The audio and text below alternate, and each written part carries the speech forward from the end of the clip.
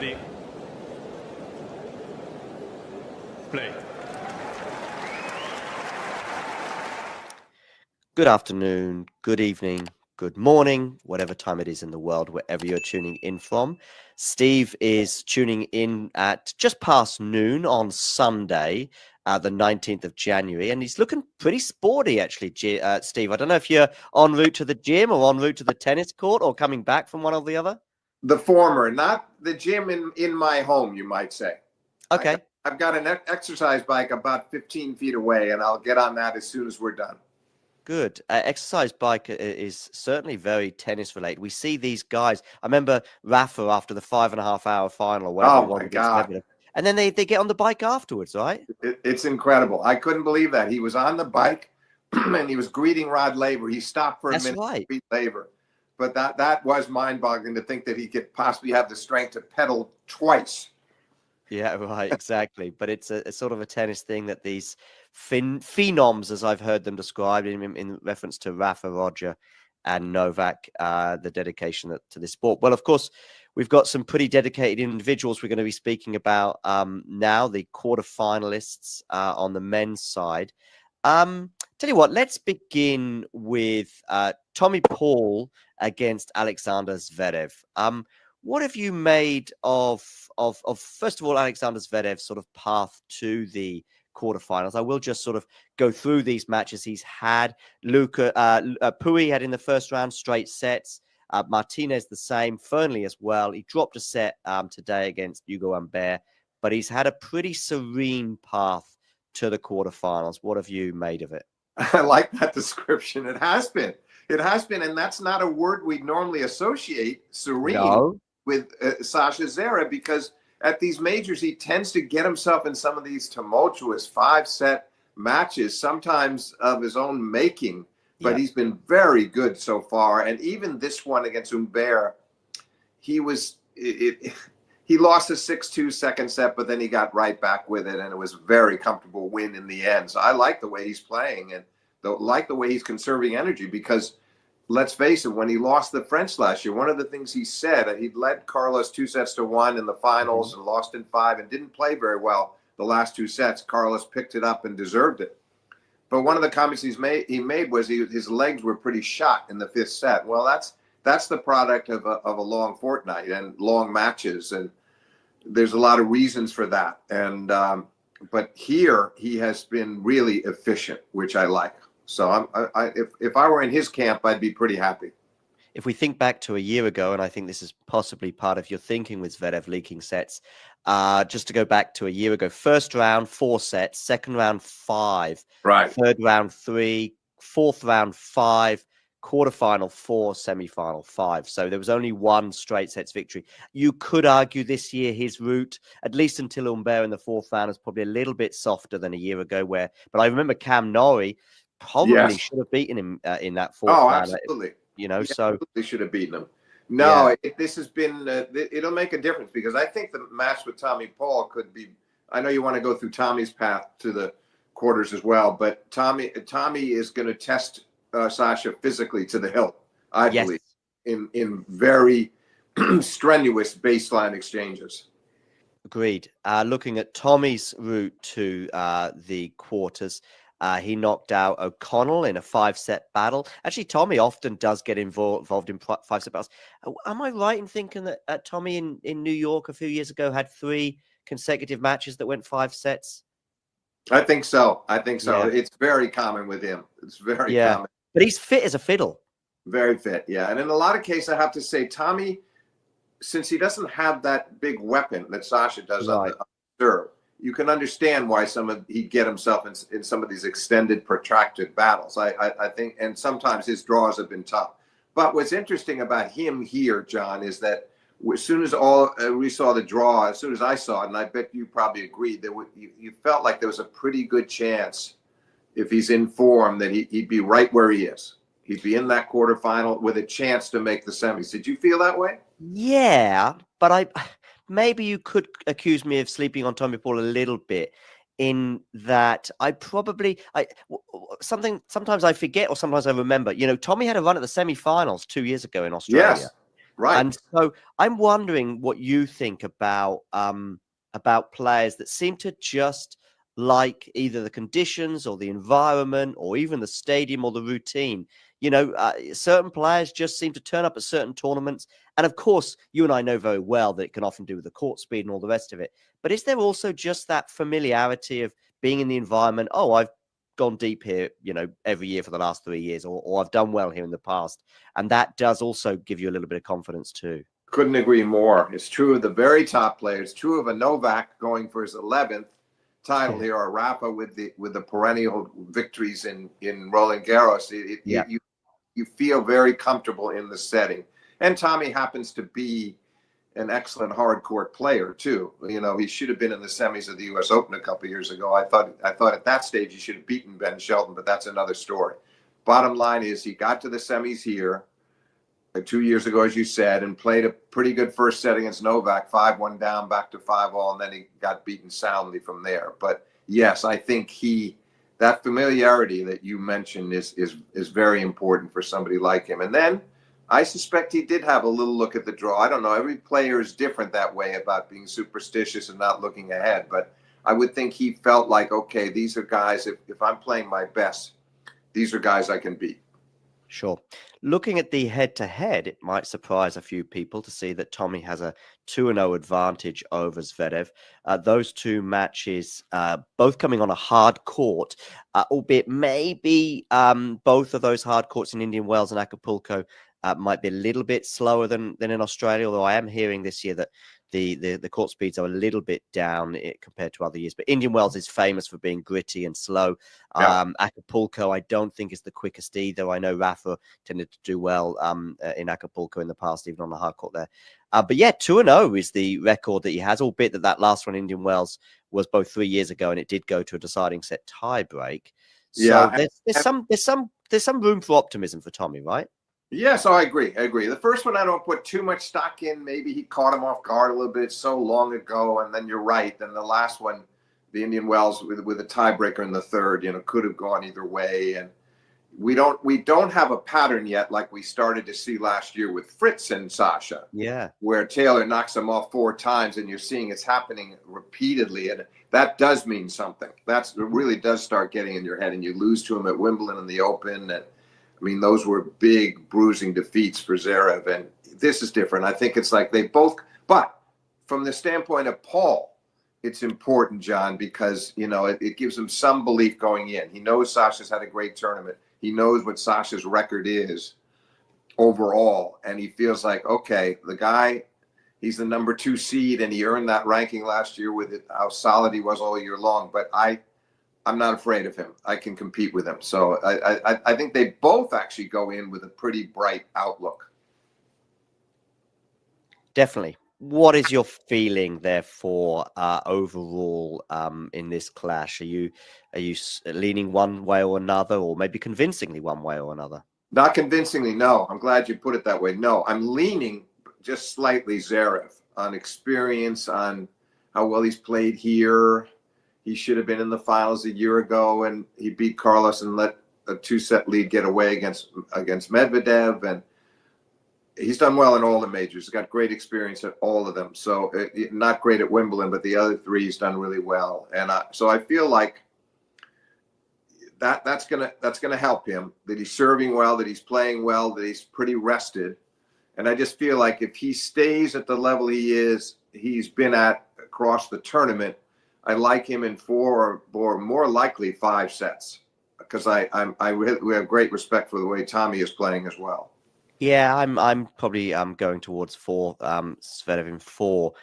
I do think he is playing well, but he is someone who just every now and again will have. I mean, I know there's other players on tour that do this too, but it feels a bit more common with Zverev that he is someone that will just have a surprising loss from time to time. Maybe Tommy Paul wouldn't quite fall into that category, given the respect that we have for Tommy. One final thing I want to say, though, on Zverev is he is someone who's hung on to the coattails of Yannick and Carlos as they've been flying past. They've flown past Medvedev, and Carlos, pretty much owns that head-to-head. Yannick has twisted that, of course, drastically around in the last 18 months or so. You think of the same with other players of a similar standing, Rublev, for example, and some of these others that are sort of Tsitsipas. Again, it's just very difficult to look at a match between Tsitsipas and Carlos and trying to figure out a way that Stefanos can win. And I think Stefanos knows that too. And I think it's part of the reason why he's quite down on himself at the moment. And yet Zverev is one that has hung on. I remember a post-match interview on court, which seems to be a bit of a theme of today, but we'll probably come to Novak in a second. But an on-court interview that Zverev gave in the French Open of 2022 when he beat Carlos there. And he basically said what we were all thinking, I've won today, but these guys are coming past, Carlos and one or two others. So, I've won today, but probably, down the road, I'll have to take a few losses. And yet he has hung on for another 3 years. And I think he'll be there. Do you see what I mean? There's a lot of, positivity about where Zverev is compared to some of his, equals, if you like. Yes, despite some disappointing moments over the last few years and obviously some opportunities missed, and going back to the 2020 US Open against Thiem, where he's 2 sets up on a breakup and later served for the match in the 5th set and very tight tiebreak. Then the 5-setter with Carlos at the French last year, which I thought he was in pretty good shape when he went up 2-1, but we saw what happened there. So I do think the way he's played steadily over the last year, I mean, really all through last year and the way he's now starting now, there's some stability there that previously was not the case. And secondly, I like the way he seems to be hugging the baseline and being a bit more aggressive off his forehand. I don't like it when he hangs back and tries to defend off his forehand.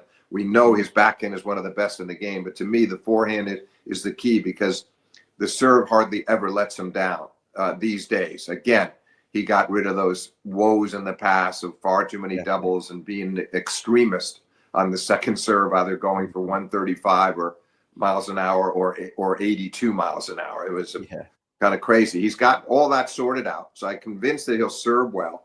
But I think that they're going to probe each other on the forehand side because that's another make or break shot for Tommy too. I think that Tommy's got a terrific forehand, but if there's a shot that's going to go, that's it.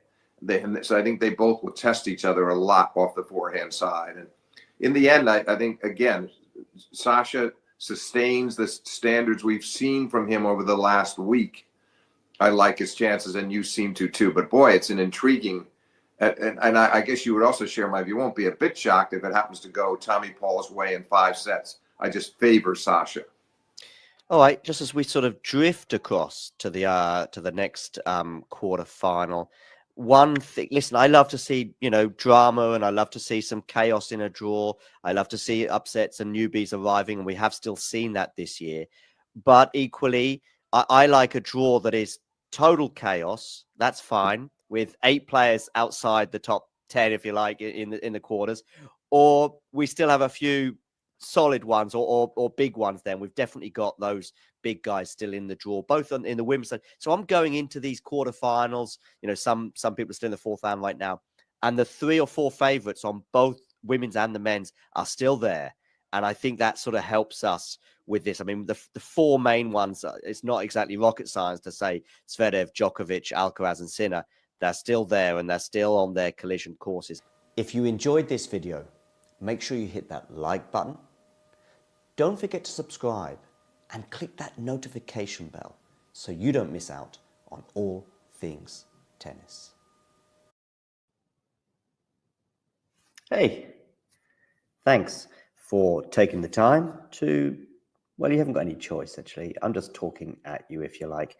But I'm here also to present to you why I think it's not a bad idea and not that expensive as well if you become a member. And this is how you can do it, and this is what you can gain. So if we look here at the Talking Tennis sort of homepage, if you like, on YouTube, we can see this little button here which says join. It is also pinned in the live chat as well, and you can also, I think, see it just below most of our videos, certainly the live ones and so on. Now, why is it a good idea to join and become a member? Well, in the live chat, you can add little funny things, you can add emojis and all sorts of things, but possibly more importantly, you can get to access some live videos, such as this one here, where we look back on the last sort of few moments from the Billie Jean King Cup. So there are little bonuses such as this one, but there are many, many more. And in fact, if we have a quick look at all of the members only stuff, I repeat, you will see very, very quickly some of the top stuff that we've had for members only over the last 12 months since the channel began. Remember, these videos are for members only. You can become a member from as little as about $2 a month, €2 a month, £2 a month, something like that. There are various different things. Oh, and by the way, you'll also be supporting the channel. So it's a win, win, win, win scenario. Let me just show you some of the members only stuff. For example, we've got an exclusive little clip there talking to Laura Siegmund, Laura Tsurenko, her encore interview, some doubles footage there from Monastir, the Germany press conference pre-tournament Billie Jean King Cup, Claire Burrell talking as well to the media in her press conference in Monastir, Storm Hunter and Alicia Parks interview, Rebecca Masarova, her press conference, Coco Gauff exclusive for members only, albeit it was in Madrid. But these are just some of the things, some of the interviews and etc. Like Lestien here, a chat with him, Emma Navarro, and so on and so forth. So many little bonus videos available for just €2 a month. So what are you waiting for? Become a member. Or don't. It's okay.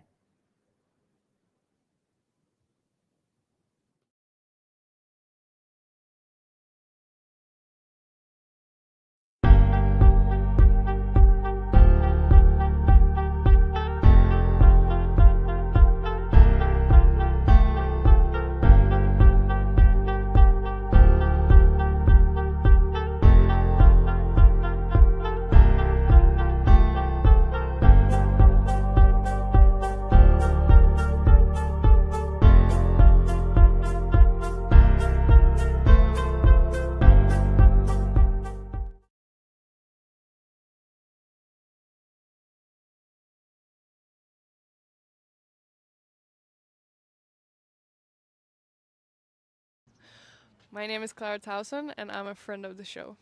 Boom. I am Francisca George, and I'm a friend of the show. Perfect. Hi, my name is Susan Leemans, and I'm a friend of the show. Boom. Yeah. My name is Zainab Sammaz, and I'm a friend of the show. Boom. Hey guys, my name is Sasha Vickery, and I'm a friend of the show. Boom. Hi, my name is Lloyd Harris, and I'm a friend of the show. Perfect. Hi, my name is Jan Faria, and I'm a friend of the show. Boom. Yes. Take one. Well done. Hi, my name is Jasmine Paolini, and I'm a friend of the show. Wow, Jasmine, you got it in one time. Ready? Play.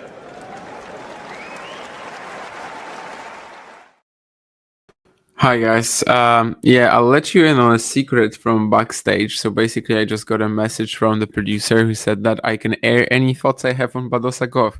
That would be very tough because I was sleeping the last 5.5 hours in order to get up for the stream. But yeah, I mean, I'm kind of surprised, definitely. You know, I just checked the score like a second ago because my alarm clock was at 3:55 a.m. Now it's 4:10 a.m. So definitely kind of surprised and disappointed for Coco because, you know, the way she played at the United Cup, well, you would think she's an absolute massive contender to win this tournament. No, obviously not anymore. But also, like, delighted for Paula. I mean, I know over the past 6 months or so, I've been saying that, like, she's playing much better than when she was number 2 in the world, just in a more you know, just in a stronger era, right? When she got to number 2 in April 22, that was the complete Świątek domination, 37 wins in a row. No one was even challenging Iga at the time, and it just didn't really feel like that number 2 spot meant much. whereas at the moment you have Goff, Sabalenka, Rybakina, Świątek. You have at least 4. You've got even Paulini, who went to 2 slam finals last year. So you've got just a lot more players who are just stepping up.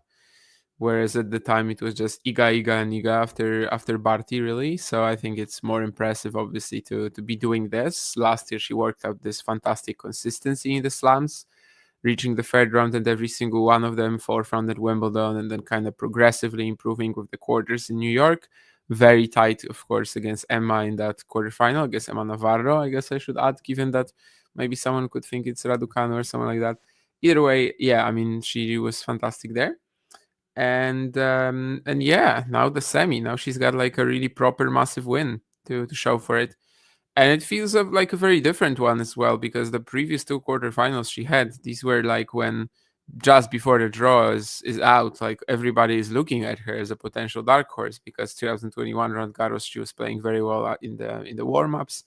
And then it's kind of disappointing that she loses in the quarters there, because by that point you could even consider her like the tournament favorite. That event ended up being definitely quite surprising as a whole.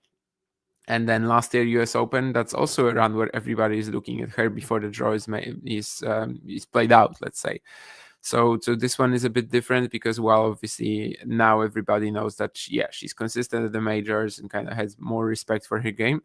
At the same time, it's the quarter with Goff, it's the semis with Sabalenka. So maybe this is going to be the end of it. Maybe she's just going to lose to Arina. Of course, very possible. But still, what a result for her. Even if I can't speak too much about the performance itself, considering I didn't see a single ball. And indeed, I will stop calling my, let's say, patches of sleep before these 4 a.m. streams naps, because I think at the moment when I've reached 5.5 hours of almost continuous sleep, almost continuous, I'd say. I think I woke up to go to the toilet. I don't remember. Either way, I mean, almost continuous sleep. I don't think I can call them naps anymore. They're simply just, just sleeping. I think yesterday when I finished the stream for Sinerune, I did sleep a bit before the next matches. So yeah, through Shelton Monfils. I slept through most of Shelton Monfils. And I only saw after that, after the first set, I think I only saw the first set tiebreak when Gael was already like about to retire. But today, I guess it's going to be a similar strategy for me. Watch Zverev Paul, probably sleep through some of Sabalenka Pavlyuchenkova, and then of course watch the big one at the end, alongside the challenger action in Quimper and Oeiras. So anyway, we are watching Alexander Zverev and Tommy Paul. I've got another fun anecdote for you. Well, another fun anecdote. Yeah, as if I said anything interesting since the very beginning of the stream. But a fun anecdote either way is that I joined this live show, and of course I already had the same shows that you did. So I had the clips from Steve Flink talking to John about this match, and I joined, and he didn't say the name of the player he was talking about for about a minute, and the description could have fit both of them. So I actually wasn't aware who he was talking about when he was talking about the forehand issues potential and how the backhand is an elite shot, but the forehand can get kind of a little, less confident, or actually just spray errors sometimes. And I'm like, this still could fit both players. And then Steve says another sentence. And I'm like, actually, yeah, that works for both too. And eventually I realized that he's talking about Sasha Zverev. Either way, it's actually a 2-0 head-to-head for Tommy Paul, which might be a bit surprising. When they last played, Tommy was not yet like a top player. So it wasn't really regarded as a matchup that, you gotta watch or something like that. So honestly, I wasn't aware of that head-to-head before this match. Of course, ended up being quarterfinal here. I mean, I do think Zverev is the favorite, but we'll see. There's definitely, stuff that Tommy can do, let's say, maybe even particularly in the day session when the ball will be a bit more lively. So I guess I'm interested in it. It's definitely not the better quarterfinal today, but it's also probably worth watching, and we'll see. I mean, Zverev's campaign so far has been so obvious that I haven't really followed his events, to be honest. It seems like there are just like bigger challenges ahead of him, and I think it would be very disappointing for him to lose to Tommy Paul here. We are in that situation where like Zverev is definitely at one of his strongest moments of his career, and one of the moments when he can potentially grab a slam if things go right, if he plays well in a big match. And if he loses to Tommy Paul, yeah, that's kind of just like going against that trend, right? I mean, that would be the same, just like losing to Taylor Fritz in 3 big events last year. Of course, Wimbledon and the US Open and the Olympic and the ATP finals. So if he's like kind of getting losses like this, then that's just one more chance that he's taking away from himself, one more chance to beat one of the top guys. Obviously, the big thing going further into this event, if Zverev is going to win this match, would be whether he can beat Alcaraz, Djokovic in the semis, and then potentially Sinner in the final.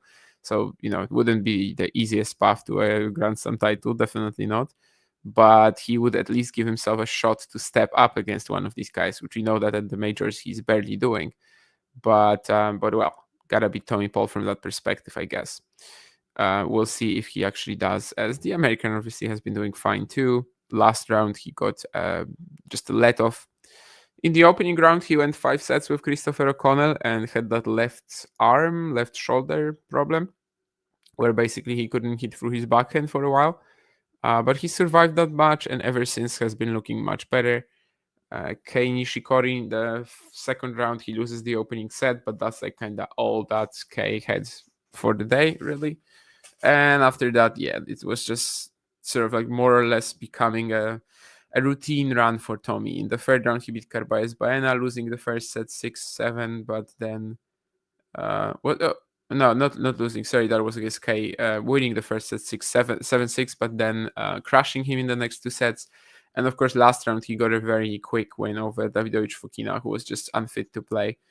But yeah, I mean, we can see already that, if he's able to rush Zverev a little bit of the return, use that great athleticism he has, maybe there's a shot. There was a 40 love advantage here for the German, but he's in now.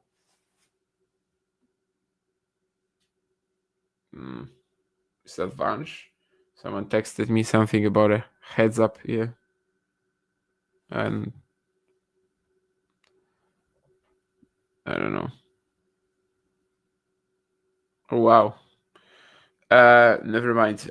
You're gonna see if something happens. Zverev is about as popular as a fart in a sleeping bag, says Jake. Okay. Yeah, as I said, Jake, I'm not gonna be calling my naps anymore. So, and no opinion on the first one, really. Hi, Ozan. The Coco, okay. But Badosa's game plan is pretty much feed the Goff forehand until it breaks down. They need to overplay or overpress. Goff missing all kinds of shots from that side. Impressive the way Badosa served out the second time. Okay, so basically the same that she did in Madrid 2 years ago, right? Or was it Rome? One of the clay events anyway. I think it was Madrid, where I remember that Paula was just playing like literally through the Goff forehand, but not like super hard at the Coco forehand, right? She was basically just like very content playing at that corner, but not doing that much. And yeah, that's quite interesting that she was able to pull it off again, considering the improvements of Coco and stuff. I saw the stats and like how Coco had a lot more winners and forced errors, and yeah, it seemed like she was just creating play a bit more. But yeah, that's very interesting that the tactic that Badosa basically played her with 2 years ago was still available today. Because I don't think Paula was trying that last year against Coco in Beijing or Rome, right? That was more like aggressive performances when she was trying to kind of blow Coco off the court. And both cases she had a shot. She just never really managed to produce enough with it. Either way, Tommy Paul is serving in the second game of the match. Double fault on the second point. Yeah, the 2 wins that Tommy got over Zverev obviously weren't at the slams. One of them was a deciding set tiebreak. I don't think it's a major concern for Zverev that head-to-head today because, again, it's just 2 matches, right? Sample size is slim. He's going to have a lot of time to potentially work something out, but we know that he's not exactly like the perfect best of 5 player, so maybe that doesn't actually suit him. Ooh, great drop shot from Paul, I think. Yeah. Zverev kind of had him there with the forehand cross, but then eventually Tommy comes up with this little bit of improvisation. Should get the point. And indeed he does. Was a very good reaction as well on the forehand line from Tommy. He's quick, he's fast, he's agile.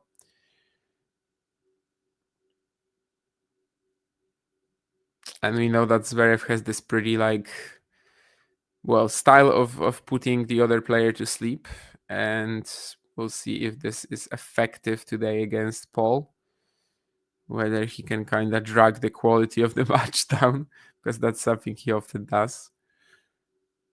With just how, he has that first serve that is uber consistent, and then obviously off the ground he also just hits such a solid ball, especially off the backhand.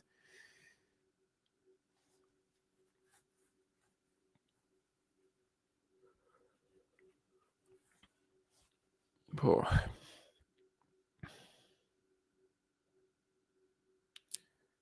Speaking of the backhands, error in the backhand cross-court rally from Zverev, so Tommy gets his first game on the board as well.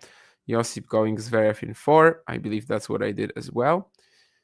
Hi from Australia, he says. I think Josip has been on a few streams before. Is Paul one of the best net players in the top 10? I mean, Tommy Paul is technically not yet in the top 10, right? So if we want to look at the live rankings top 10, definitely not Rublev. I think I would take Djokovic over Tommy. I know that maybe this is controversial, but Novak has improved over the years. I don't think the Minor Paul at the nets, that's not really a big difference. Obviously not Medvedev, obviously not Ruud, obviously not Fritz. I think Alcaraz has to be better than Tommy Paul. Sinner probably worse or thereabouts, and Zverev probably is worse. But yeah, we have a lot of players who don't really advance into the forecourt in the top 10 right now. So Zverev, Fritz, Ruud, Medvedev, Rublev, yeah. Yeah, not exactly the most not net heavy top 10 at the moment. Let's just say that. So yeah, probably yes, but I don't know. Hi Julian. Why on earth is Verdasco playing a 15k event? I mean, we don't know that. He never officially retired, but he played his last match in September 23 in Seville, losing to Hugo Gaston. But I can kind of call him retired, I think, at this point, because he took a number of coaching jobs since, and he's over 30 and hasn't played in a year and a half. But he lives in Doha, and it's an event that's local to him. I don't know. He's playing doubles with Cemilker. He actually should probably win his first round match, considering he's playing Felix Mischker, the Tennis Brothers YouTuber, who's not exactly setting the world on fire in either doubles or singles. Although he won a doubles title last year with Michael Agui, where I think Agui did kind of carry him, but it is what it is. No Edberg, no Edberg. Edberg was a beast in the net. Yeah, no Edberg in the top 10 anymore. I don't know. When did he fall out? I thought he was there last week. Edberg was kind of there in 2014-15 when he was coaching Federer, and Federer didn't believe in his baseline game and just started server volleying on every point. Well, not on every point, but basically just, the number of net approaches started going up so much. Then Ljubicic joined, and the number of one-handed backhand winners started going up. Feels like it could go 5 sets. What do you think? Honestly, I don't have a good read on the matchup. I mean, I just think Zverev is kind of conventionally the better player by a tiny bit, and not even that tiny. And in the long run, he's great first serve. The fact that he's getting so many of them in while still being so powerful is probably a big advantage here. Should be holding a bit more easily, I guess, than Tommy.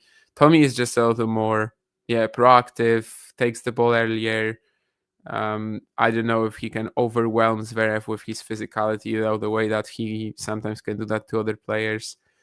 I think Zverev is definitely the favorite, but it's more of a match where Zverev can lose than when Zverev can win something, actually.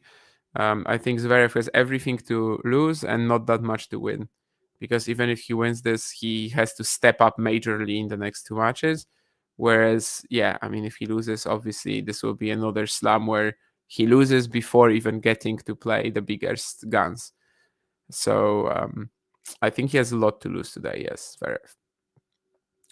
I'm also catching up on the results of some of the other competitions. Borelli Vavasori about to, well, 4-all in the second set tiebreak, but they won the first set against Borges Cabral. Sie Ostapenko in trouble against Kostiuk Ruse. That's everyone's favorite doubles duo at the Australian Open to this edition. Would be great if they went on to the semis or the final.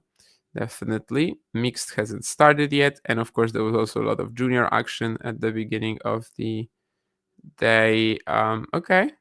Santa Marta Roig, who won both Orange Ball and Eddie Herr, is stuck in the third set with Basile. Not much has finished yet on the boys' side. The girls, though, Hanna Klugman moving through, Pochankova moving through. Okay. So some of the big favorites. Daphne Pecci Pericard is there, losing to Stusek so far. Let's see if she can turn it around. Of course, the sister of Giovanni. Okay, that's interesting. Average forehand topspin speeds today. Tommy Paul 141, whereas the entire Australian Open 119. But of course, it's just the fourth game. However, it might kind of indicate that Tommy will be coming out with a very aggressive attitude. And of course, he kind of needs it today. Take time away from Zverev, perhaps get into that net, get to the net, play off the ice. And yeah, it's an ace down the tee for him here for 30-15.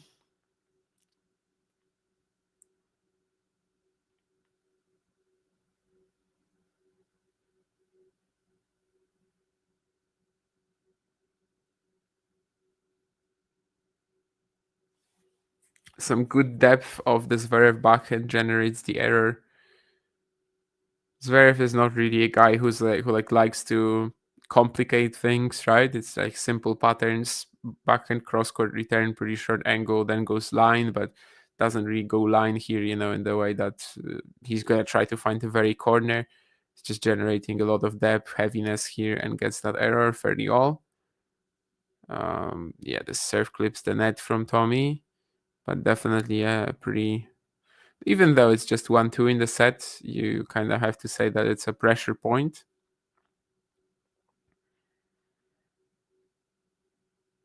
He's got the opening to go forehand down the line, get to the net. He does, smashes the ball away, 40-30. This was mostly set up by the serve, though, right? I mean, after the serve, he had a lot of space for that sort of play and is able to execute it well.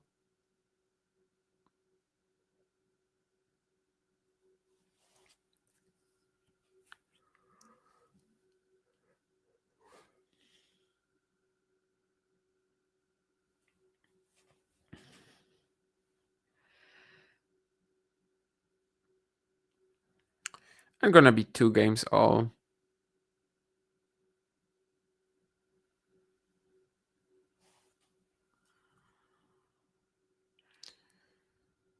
So yeah, that was basically the junior results so far. I think it's the third round today in these draws.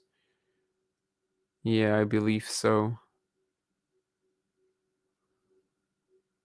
Either way, let's see if Sie and Ostapenko survive.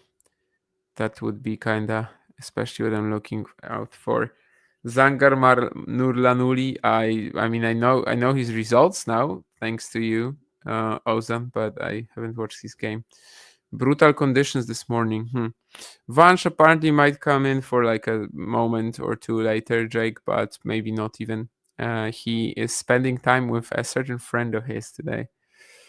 If you know what I mean, you've been on the streams, so you might actually do. Josip has the semis, Novak, Zverev, Shelton, Sinner. Novak.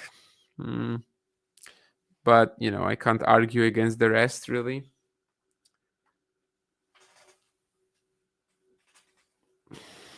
I am giving Novak a better shot than I would have been pre-tournament, though.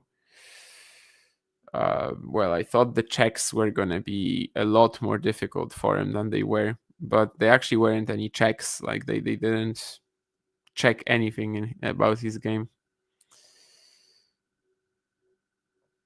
The conditions are brutal this morning, says Julian. Yeah, I'm gonna check the weather in Melbourne. I think over the course of the last, definitely over the course of the last 2 weeks, and generally over the course of the year, I believe I probably check the weather at tennis events a lot more than I do, just where I live, because I am kind of like generally. Okay, so yeah, 29 Celsius right now. It's gonna get better as the day goes on. Like it's gonna get pretty cold in the evening, but yeah, right now it's 29 Celsius and no clouds. That at least what my Google weather, whatever it's called, says to me. What I'm trying to say is that like I sometimes get irritated when people just like, I know, I go back to my parents' house and they're like, oh, I have to check the weather for tomorrow. I'm like, why? You have a window. You're not going anywhere. What's your problem? Like, why are you focusing on the weather so much? So I really don't check the weather that's like outside. I can see from my window more or less what it is, but I do check the weather a lot at tennis events. Either way, 30-all. And actually, Zverev will miss the inside and forehand here, so the very first breakpoint of the match goes to the American. Pretty solid, sharp performance from Tommy so far, definitely. I mean, again, he's just playing a slightly more aggressive version of what Zverev is doing, I suppose. And, taking the ball earlier, we just haven't really seen any like sloppiness from him. We've seen a very regular, steady patch of play. And let's see if he can turn it into the first break of the match.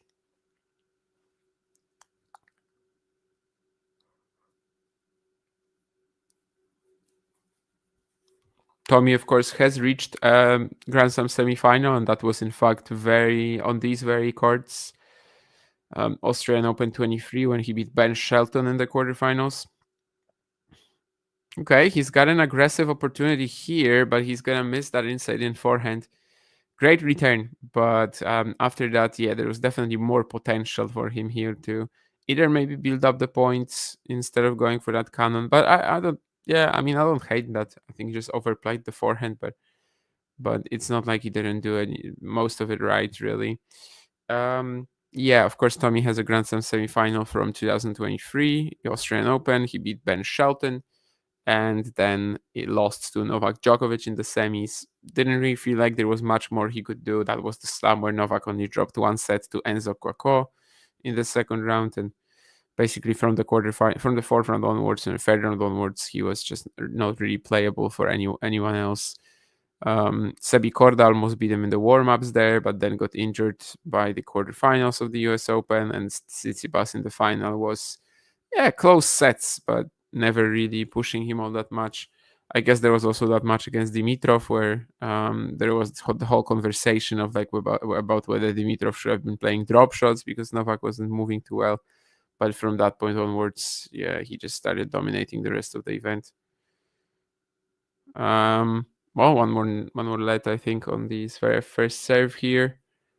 Happening again out wide, but he has the advantage now.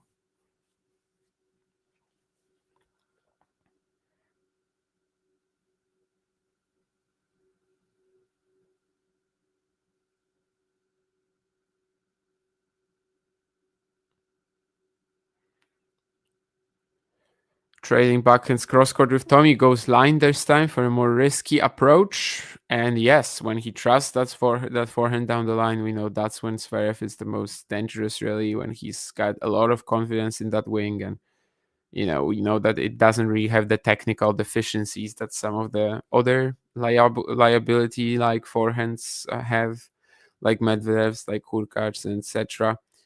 His is actually technically great, but he just doesn't really believe in it most of the time. Either way, when he does, that's when he's at his most dangerous, and he gets the free to lead here. One breakpoint for Tommy in this game, but well, he was trying to go for this like big 1-2 punch on return, huge forehand return, but then couldn't get that inside and done. So well, that was the first opportunity of the match potentially for the American.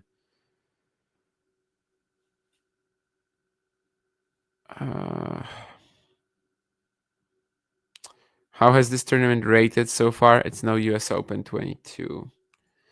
I mean, I think the tournament, in terms of the men's at least, like it can definitely speed up. And Alcaraz Djokovic being a quarterfinal, like that's kind of when it can become, great. And after that, you've got one of them facing Zverev potentially. And after that, you have one of these three guys potentially facing Sinner in the final.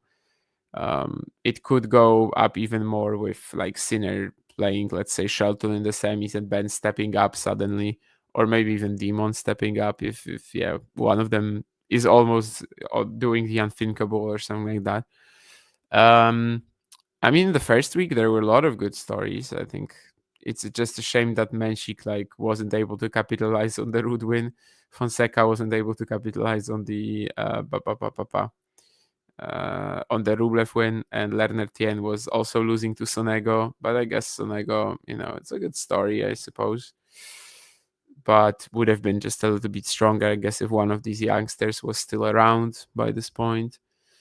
But I think it definitely is a pretty solid event. It's not Australian Open 23 either, which was just a disaster from the fourth round or the third round. I don't think we're gonna see that here. And women, I mean, the women have been pretty good, I think. Quite a few classics, especially Navarro has been supplying them. Obviously, guys dominating, but like that's just the sort of draw she has. And there's the keys, big run finally. There's now Sabalenka now kind of as the big favorite in the top half, but Badosa getting a big win today. Yeah, I think it's been very solid, definitely.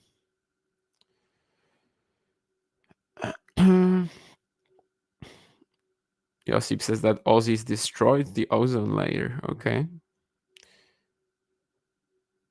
I don't know why you want to want me to talk about the rubbers again, other than, well, it becomes a bit of a pun, definitely. But no, I don't use pips. Ozone, no. I go smooth on both sides. I think pips should be banned, in fact. I know this is a controversial decision, but it is what it is. This has got to be the longest MTO ever. Jake, which match are you talking about? Christ almighty, okay.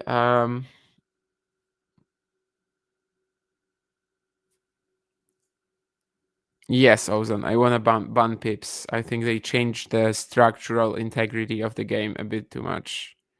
Like, I think it becomes a completely different sport. It changes the meta because some players are good against pips, some aren't. They're especially a nightmare at the amateur level because when you don't have like good technique, it's tough to play against it, and the matches just become completely wild. Like they just become push fests, and they don't actually even push you physically that much anymore.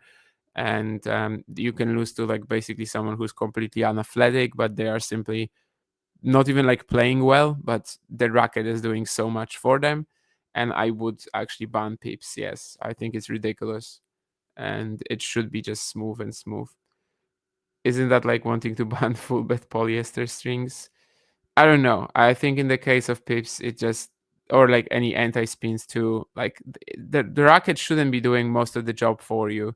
Like you're supposed to be the one that actually plays, whereas sometimes with pips it just feels like the player is just literally putting the racket against the ball, and it's just gonna get to the other side of the net and be unpleasant, like regardless of what they do. It just, to me, it just takes very little skill and very little technique.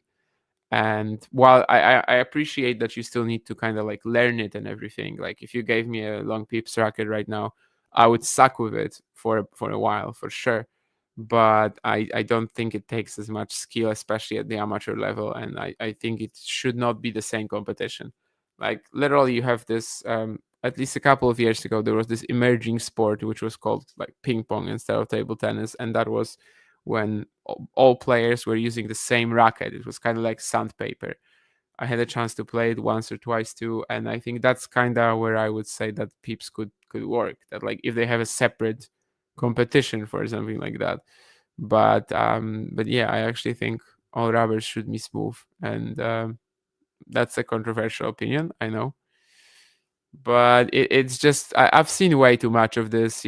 Some grandpas getting long pips on the backhand in order to smash amateur players, and they just do it easily, because nobody at my level, maybe there are people who like to play against pips, but like, let's say slightly lower, there's nobody who wants to do that. And yeah, it's just kind of ridiculous to me. Either way, okay, bit of a chance there, but I mean, obviously it was 1 in a million. It was just that Zverev played the smash at Tommy, and whenever you play a shot at your opponent, even if it's so powerful, there's always a chance. There's always that 1 in a million opportunity that suddenly the ball just bounces off his racket in exactly the right way. Either way, it's 15-0. But yeah, we will definitely be reminding Ghosty about this. If Zverev wins the Australian Open, and he's gonna have to drink that cough syrup. Good morning, Nikolaos, as well. Cough syrup can be tasty, yeah. When I was a youngster, when I was like 5 or 6, I had this favorite cough syrup, which was just, really sugary, and that's why I liked it. But I remember being so excited whenever I got to drink it. It was called something on D, like Drosedux, something like that. I don't remember, but yeah, I love the taste of it. There's also the homemade syrup. So like, I don't know if your grandma's ever made onion syrup for you, but I did like it too. I actually made myself onion syrup like 2 or 3 years ago once. I don't remember why, but I think I was sick and I was just like, let's do it the old way, let's go with the tradition. And yeah, I mean, it's pretty fun. But I guess if you don't like onion, it could be just disgusting. But I'm Polish. I gotta like onions. Onions and potatoes. I would be expelled from the country if I didn't like onions and potatoes. Thankfully, I am a big fan of both vegetables. 4-3 Zverev. Yes, exactly, Ozan. I think that long pips are much more of a game changer than full bet poly strings early let tip. Yeah.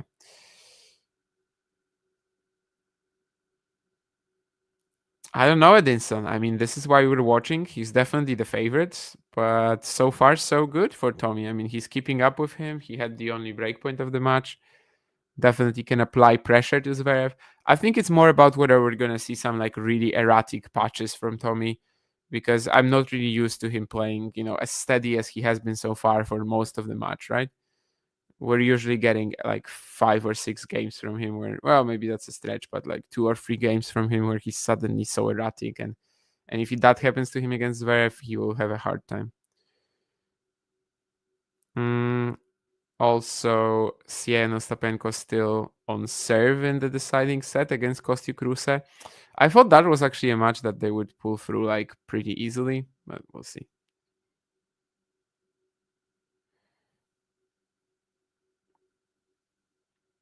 Mikael Ymer is back today as well.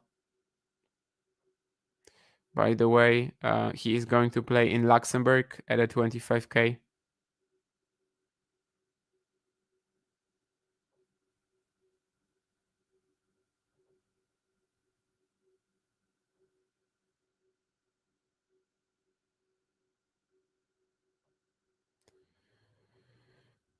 So he's going to play someone I don't really know, to be honest. So I can't tell you what his chances are, but he's playing for the first time since Wimbledon 2023. Of course, that was when he got that ban, basically, right?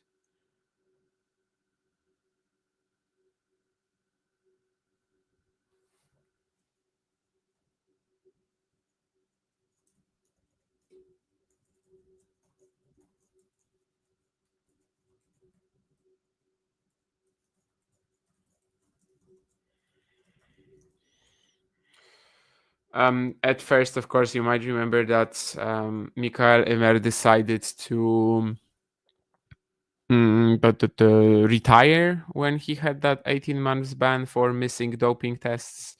But then he changed his mind and he's going to be back at that Luxembourg event with a wild card. Let's see how he does. 4 games all, either way. Tommy with a very quick hold here.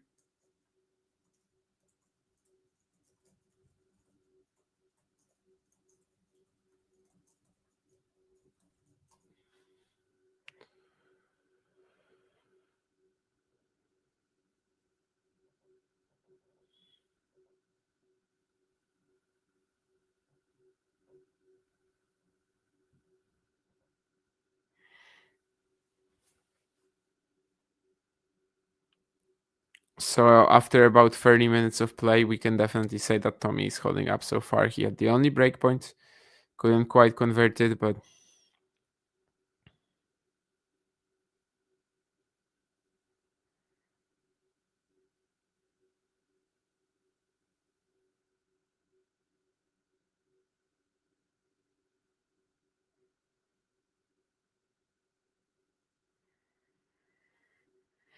yeah, if he can like kind of stay in these trades the way he has been so far, maybe he can pull off a bit of a Fritzish win. Of course, it's different because he's gonna be taking the ball earlier than Taylor against Zverev last year when he was beating him all the time.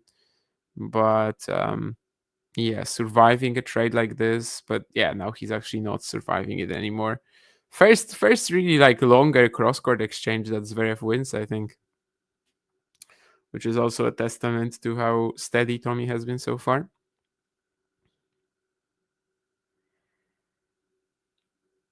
It's just a question of like whether this will have any cracks, right? As I said, I'm not really used to him playing like this for the entirety of the match. I think most of the time he does have a few games when the forehand just starts going AWOL, and that's usually when he might fall into trouble in a matchup like this, but we'll see. Yeah, again, back in cross court, just more errors of that wing. That's Zverev, definitely. Zverev last year, very close to making the Australian Open final. The semis against Medvedev, he led 2-0. Actually, I think the most entertaining Medvedev-Zverev matchup that we ever got. That was 2024 Australian Open semis. I know I've said some things about this matchup before, and I do kind of hate it, but that match was actually quite good.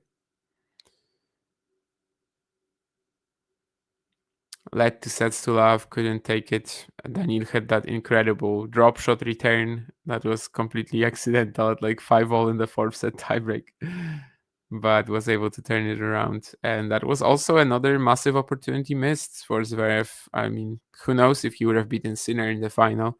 But at that point, Zverev Sinner still felt kind of like vulnerable mentally. You know, he was playing his first Grand Slam final, definitely was a bit nervous when Medvedev just started attacking him for the first two sets.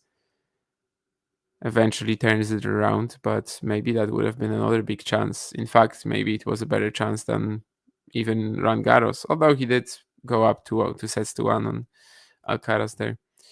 So just couldn't really step up in the fourth or fifth sets. But yeah, it's been a saga, needless to say, of Zverev kind of failing to produce his best tennis in the latter stages of majors, and even when he is producing his best tennis, he still finds a way to lose rather than finds a way to win.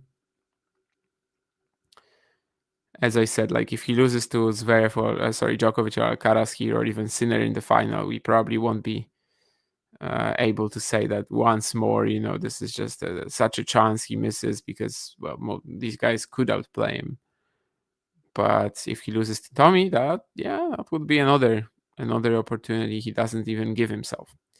Either way, double fault. He was 30 love up here, and now one double fault each, 30 all. Another pressure point.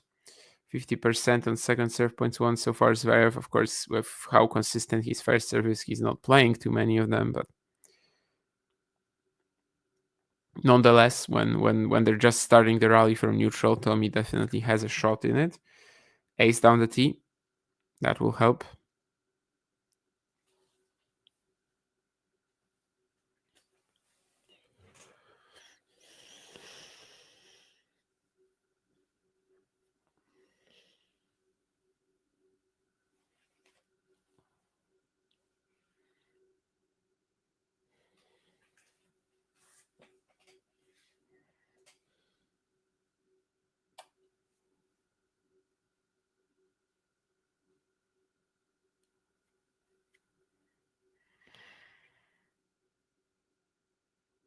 And Zverev, on top of the next point, approaching the net, is going to let this Tommy Paul pass go, and he is going to be right. So it's 5-4 after 37 minutes. Let's see how Tommy reacts to the pressure of having to serve to stay in the set. And by the way, Kostyuk Rusa up a break in the third set now on Sia Ostapenko.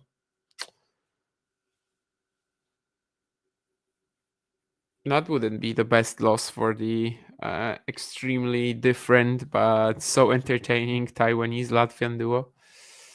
Arevalo Pavic and Joransson Verbeek also starting right now, as Bolelli Vavasori earlier defeated Borges Cabral.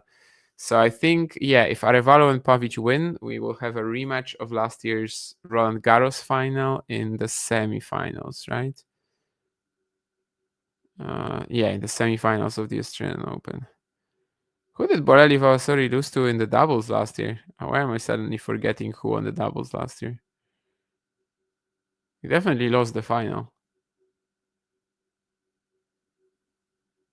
Oh, yeah, I know I am forgetting that because it was Bopana and Ebden, right? Yeah. And they simply after that and after Miami, they simply stopped winning anything. So that's why I'm forgetting. They just haven't been a factor for a while. In fact, of course, not playing with each other anymore and switching partners this year. But yeah, Bopana Ebden won last year.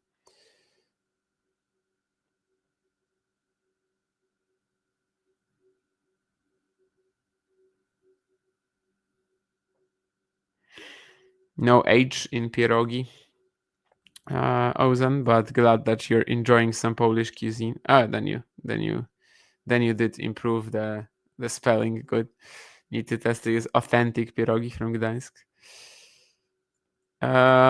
Jake says that the Oirash order of play looks pretty tasty.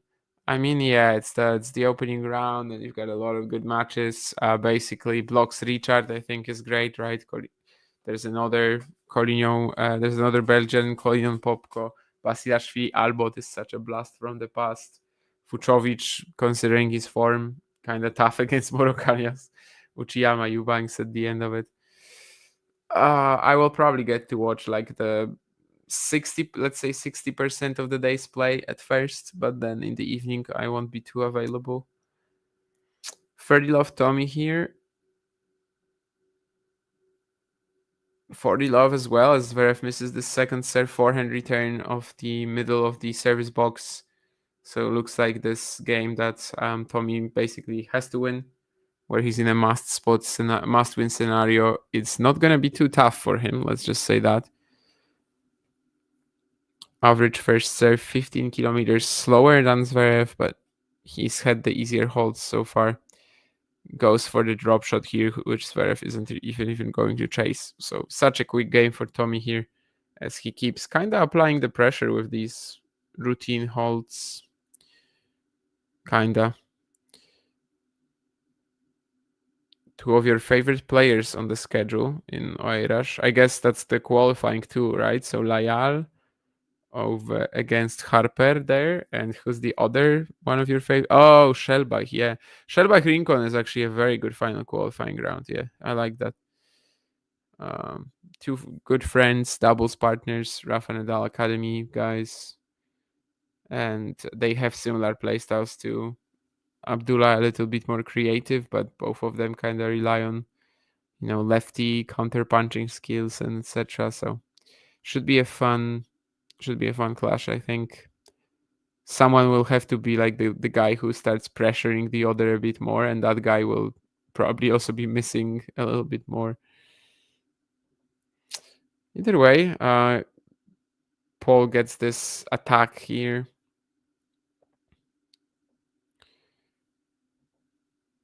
These two seem to be a match. You mean Zverev and Paul? I mean, who do I think will win? As I said, Zverev is just the favorite because he's the conventionally better player, but we're definitely seeing that Tommy can pressure him a bit. And yeah, to me, it's just all about how steady Tommy can play this one, because he just hasn't really had any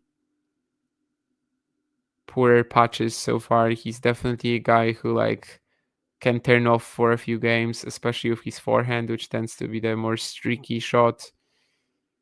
But if we see him just kind of on this sort of intensity the entire match, there's really not that much so far that Zverev can kind of look for as an advantage. Definitely has to be winning these sort of rallies, and he's not here. Tommy Paul just playing the steady ball, gets that backhand over the top of the net, just like a little short. Zverev goes for a forehand crosscourt, and it actually turns out to be a mistake as he opens up the angle for Tommy, who goes for a massive forehand down the line winner at 141 kilometers an hour. I mean, this is another minor, but perhaps in a moment a major chance for the American. Love 30 down here. Zverev on his serve.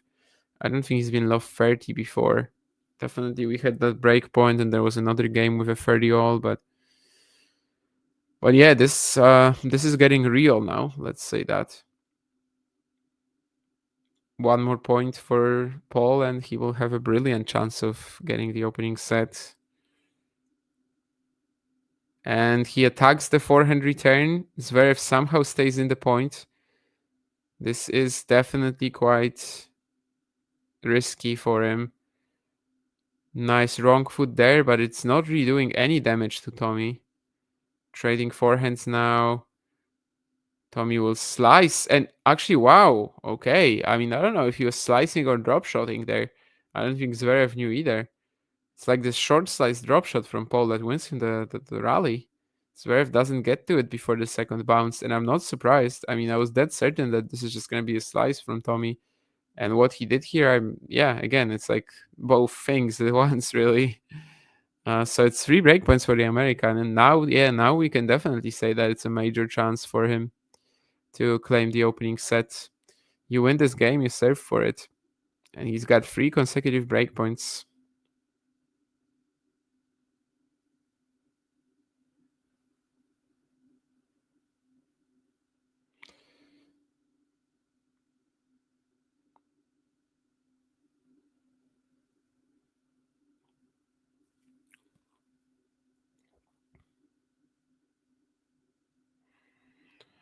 So it's an aggressive second serve from Zverev, definitely. We know that he likes to do that. 177 at the Paul forehand corner, very deep as well.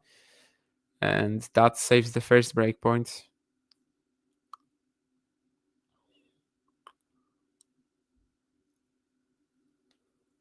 That's obviously the risk here, that even if you generate the 3 breakpoints, there's no guarantee you're going to be able to put a return in. But if you do, the pressure is really going to be high on Zverev here. This return also isn't in. This was definitely more like conventional first serve, I would say. Zverev, we know that he goes for this high percentage strategy on the first serve, which is really effective. And yeah, getting that 200 kilometer serve at the Tommy forehand here, even though it wasn't placed aggressively, is enough. So just one more breakpoint for the American. Hasn't been able to put the return in on either of the first 2 points. How about the third one? Well, this time the return is in, so Zverev will have to win a rally against him. That's something already. Tommy just playing with a lot of spin here. Doesn't really have Zverev on the back foot, but he's got him in like neutral gear. This is one of the key rallies of the opening set for sure, and it's Tommy who steps up with the forehand down the line. He was just more aggressive in this rally. He was just the player kind of looking to create something, and Zverev was literally just awaiting an error. It didn't come. He didn't cover that forehand line well, and it's Tommy Paul who's going to be serving for the opening set after the change of ends. He was generally, he was the slightly better player throughout the first set, so let's see if he can actually turn this into a proper advantage. Kostyuk, Ruse, Ostapenko going 5-all in the third soon. That's a great match there as well. Maybe if Tommy wins the opening set, we can switch to that for just 2 minutes and see the rest of it. But either way, Tommy Paul against Zverev. Let's see first if Tommy can serve this out. Why do I think Zverev has never beaten Tommy Paul? Because they only played twice. I mean, sample size is a thing, right? Yes, you're right, Silky. Silky, you're right, Jake. That Silky did a double interview with Shellboy and Rincon on the channel. Yep. Yeah, the forehand line has been on point for Tommy, and we know that this is kind of like the barometer. Let's just say it's a really good indicator in his game usually of if he's playing well. But yeah, gotta keep that intensity up for this very last game of the opening set. I mean, Tommy hopes that it's the very last game of the opening set. Take this one, nip it in the bud, and yeah, let's see.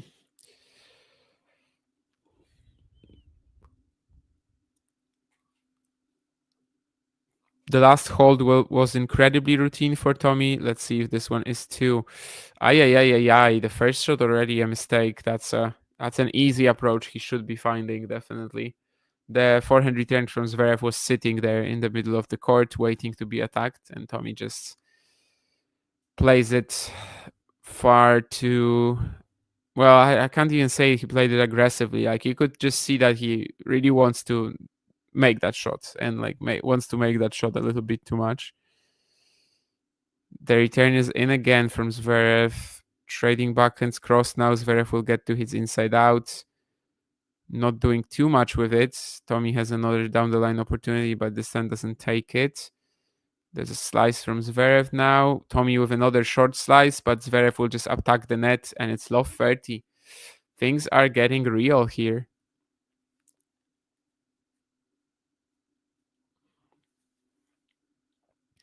Yeah, this time Zverev was ready for that short slice from Tommy. I don't think it was as short as the one earlier, but definitely could have still been a little uncomfortable if Zverev doesn't play just with so much efficiency and range here.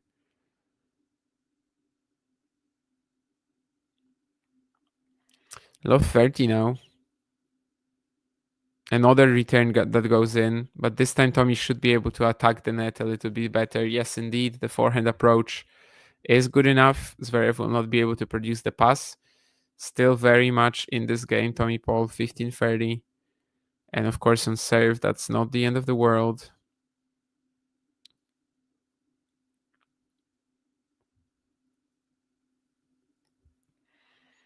He's closer to winning the set than he was at the start of the game, so... But that's another return that goes in. So, at least that for Zverev has been working out very well so far this game. And he's giving himself these chances to out-rally Paul. Let's see if he can do that. Tommy forcing him to slice, will be attacking the net again after a forehand. But this is just leaving the door a little bit too wide open for Zverev for the pass. However, the point keeps going. And it's Zverev who's going to miss the backhand cross. I mean, Tommy easily could have lost this one after Zverev went backhand down the line on that pass. But he saved himself with some improvisation and he stays in it. 17 shots. Yeah, you can see the replay here as the ball lands almost directly on the line. It's actually more inside than outside, so it wasn't that close to falling out. But yeah, there was this one pass from Zverev that kind of could have won him the point. Tommy stays in it, and then he's gonna outrally him eventually. So 30 all. This was actually Tommy's fastest serve of the match, interestingly. And he goes T for an ace. So 40-30 from love 30. He's recovered. Good serving. That previous rally that he won, which could have gone both ways. And now he's got a set point for a set where he's definitely been the slightly better player. And let's see if he can convert it. This was the first unreturned serve of the game, so it hasn't really given him all that much, but at 30 all, it's such a massive point. Zverev is in the rally here. Tommy going backhand line and is going to miss it, so still not out of the woods. Yeah, I mean, as long as he's staying with him in these forehand rallies, in these longer rallies, he's definitely gonna have a shot. Just all about whether he can actually keep that up. Staying here in that longer rally with Zverev at 15-30 was actually very much the key, right? Anyway, 40 all, second serve. I think most of this game, Tommy has been landing his first. Ooh, and it's a double fault to give Zverev the break point. Yeah, that's a suckable offense, let's say. But of course, he can still cover up for it. It's like the Tony Jones of tennis when you double fault to go breakpoint down. But Tony Jones stayed alive, and maybe Tommy Paul can too.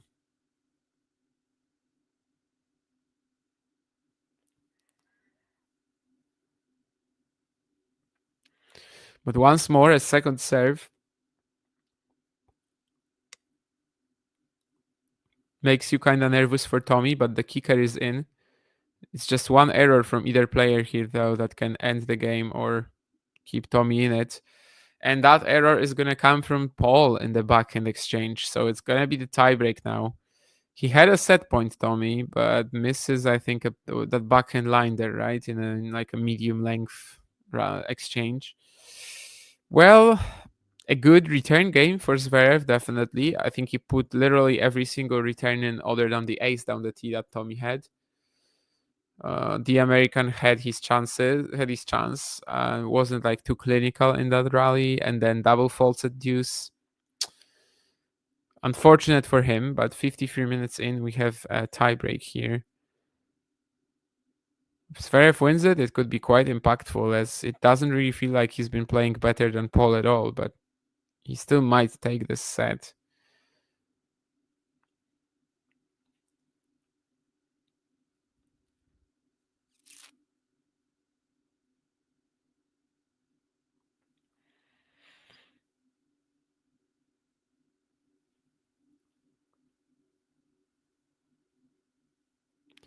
Zverev approaching the net here, should be able to put it away. Yes, indeed. First point goes to him. Good second serve, then back in approach and cleans it up pretty easily.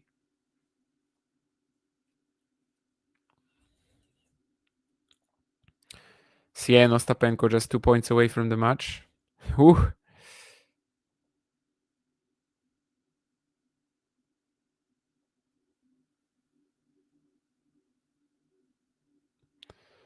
Not the best moment to tweet it, Nikolaos, I guess. Although we'll see. He might actually still take this tiebreak, obviously. John likes the favorite place. We should actually say Bold John instead of Bold Vange. Because he's always like, yeah, the favorite will win now. I mean, I don't really fully disagree, though, in the sense that I don't think Tommy would just like completely collapse in the next two sets. Zverev getting this set, a set where he was a little outplayed, and when Tommy had the chance and had the set point on his own serve, would definitely feel like just such a major advantage for him. Whereas if Tommy gets that one, I guess, it's not really until like 2 sets to love where we're saying, okay, he's in a great position. But just considering how steady we know Zverev will be, if he gets a set where he wasn't really the better player, then yeah, that's it's a bigger advantage for him, I think.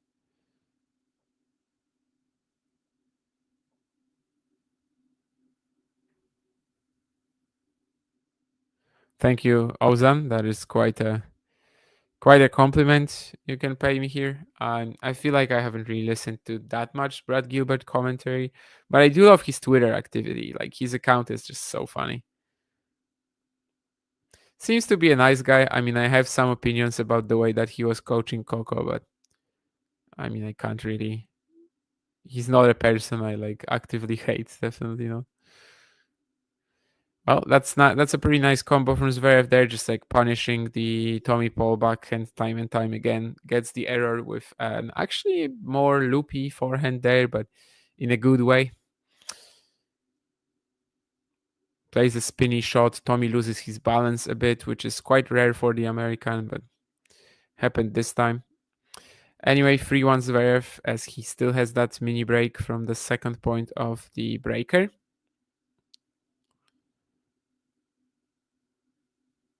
4-1 would feel huge, and he will get this 4-1. No, actually, no. The Tommy return here. Wow, this could be massive because, again, this was just a very, very much a ball that he kind of can't make, and yet it falls into the line. And now he's stuck in the baseline point, so Yeah. It feels like on one of the previous games, Tommy would have gone line there with the forehand, right? It was firing there for a while. I feel like there was an opportunity here. There was another chance where like Zverev opens up that angle for him, and he just keeps going cross court, eventually netting it. So it's 4-1. It's just one mini break, but it is a massive, massive lead.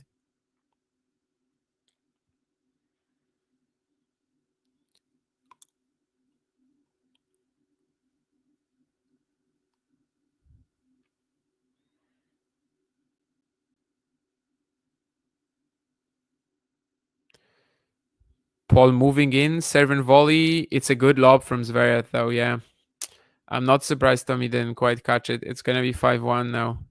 He's very disappointed about it. I mean, anytime you kind of miss a smash like this, he doesn't even miss it. Like he just doesn't hit it clean. But the lob was good. Tommy had to jump to it, so it's kind of forced. He's actually complaining about something to Nacho. I don't know about what, but it is 5-1 Zverev. Of course, I'm watching on mute, so if you guys know what happened here. And CL Stapenko won. Yes, indeed. They're going to have a very tough semifinal against Dabrowski and Ratliff.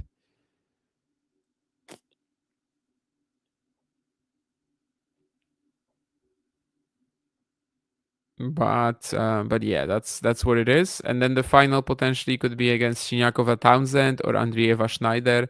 So it should be very entertaining either way. I think the women's doubles event is really like on fire, this Australian Open. It's much better than the men's so far, I think.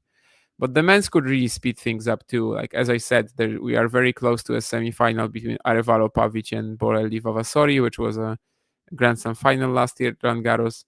And then the bottom half, I guess, has some fine matchups too. Like let's say it's Heriovara Paten, maybe Heriovara Paten Kash Glasspool would be the most exciting semi that we can get there. Either way, as usual, I'm not too big of a follower of the mixed. The defending champions Sia and Zielinski lost in the second round, but that's good for Sue. She can just focus on the doubles entirely. A lot of Australians and even a New Zealander left in the mixed as well. I guess Zhang Bopana is kind of the pair that probably most people are rooting for. That seems really fun. Either way, 5 set points for Alexander Zverev, as he has really stolen this set in a way from Tommy in the last few minutes, and it is a 7-1 breaker. Now let's see how Tommy reacts to this mentally, because this is just so massive for Zverev. As I said, I just don't think he was the better player really in this set until 5-6. And yeah, here we are. Yet here we are with a 7-1 tiebreak for Zverev. 6-5, love 30. Yeah, I mean, Zverev has a couple of good returns there, but Tommy finds the ace at 30 all. He has the chance to claim the set. Just kind of, just random backhand error on the set point. And then the double faulted deuce puts him in a very tough position.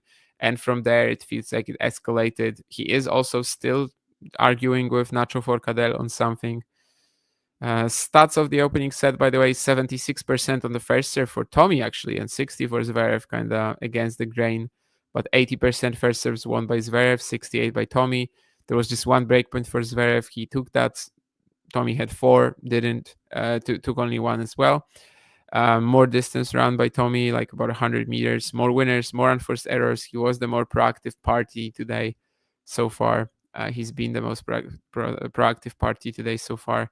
But yeah, let's see how much this hurts him, both confidence-wise and just simply through the virtue of the fact that, he was the slightly better player this set and didn't end up converting it, which could still be massive in this match, even if it's the best of 5 format and you have so much time to react. And let's see, how his head is after this, because that also feels like very much a question mark at the moment. What sort of intensity he's going to have at the beginning of the next set.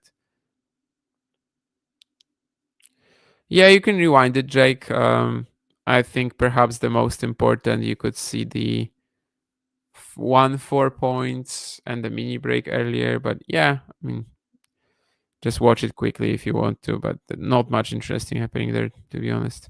And yeah, what happened to the Tommy down the line for it? Actually, maybe the 1-3 point in the breaker was the most important, because that was the one where Tommy had all these forehand down the line opportunities, and yeah, just kept trading cross court with Zverev until he made an error.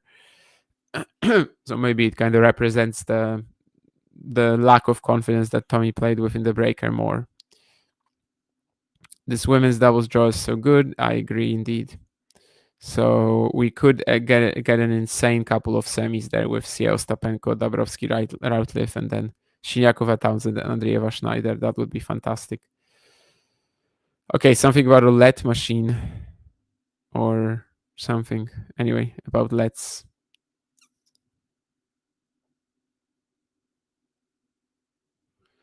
What are our prices for hoodies? 33.5.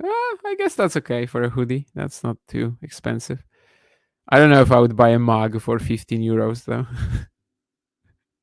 Go ahead, guys, though, if you want to. It will support the channel, it will support the founder, and it will support Nurlan. 50% of anything you buy is gonna go to Nurlan. That sticker, is it like, can I like put it on my phone or something like that? That's actually kind of fun.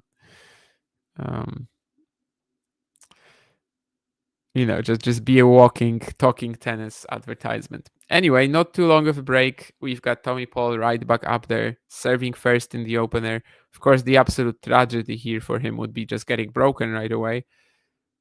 For now, doesn't seem like it though. 30 love up, 40 love up, in fact. So yeah, it doesn't seem like Zverev will apply that early pressure, at least not right away. But yeah, this is obviously the first quarterfinal on the men's side. Later today, we're going to have Djokovic against Alcaraz, and one of these guys will play Alexander Zverev or Tommy Paul. Either way, should be a pretty exciting match. If it's Zverev with Tommy, well, he needs to step up here, and then he also would need to step up like twice more. So it's not the easiest path to the title, definitely. That bottom half in general is just looking so tough for anyone who survives it, and then we'll have to likely come up against Yannick Sinner.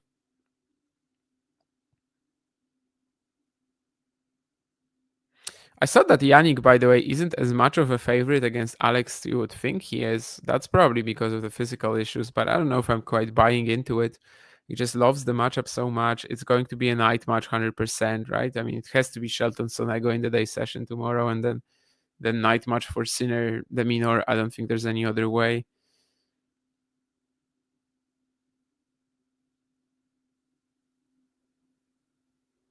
So the slower conditions don't really suit Alex either, I think, in a matchup like this. Well, actually, whatever, either conditions, like you could make them play on ice, and Sinner would probably still win. So I think maybe the issues that Yannick had are a little like overplayed, but who knows. Well, I said that the absolute tragedy for Paul would be if he could just got broken right away at the start of the second set. Considering what happened in the opener, it wouldn't be a tragedy for Zverev to get broken, but like, yeah, he double faults to begin the game.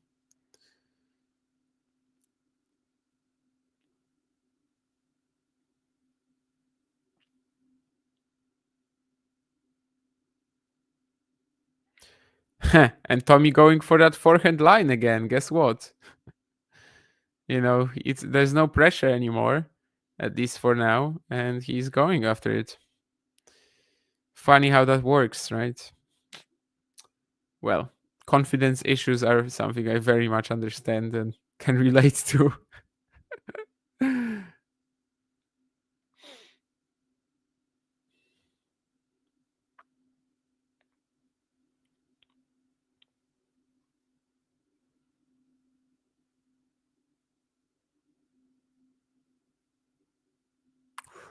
Ooh, this could have gotten dicey at love 30. The Paul return hits the tape, but stays on his side.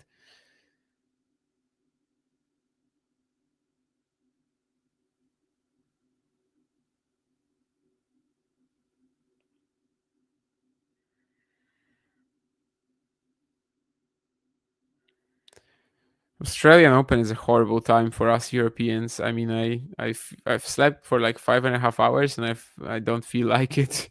I feel like I slept for like 2. Either way, Zverev with a clean point here, inside in, then goes to the net, smashes the ball. 30-all. Better to smash the ball than the racket, that's for sure. Or someone's knee.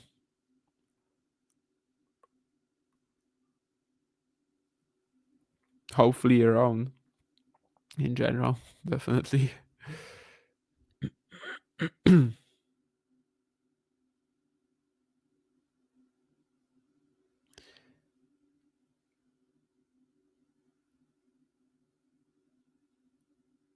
Yeah, there's some talk about the lets again. Tommy is like, nah, this was a let. Yeah.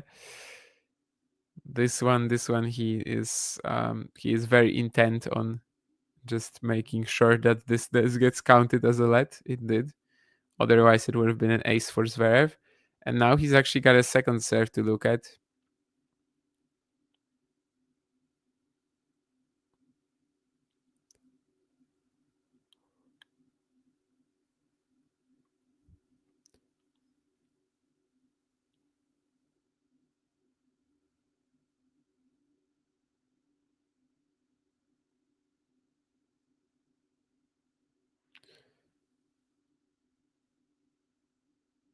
Tommy Paul with the forehand down the line approach, but actually it was that bigger forehand cross court that won him the point, really. So he's gonna have a break point from here.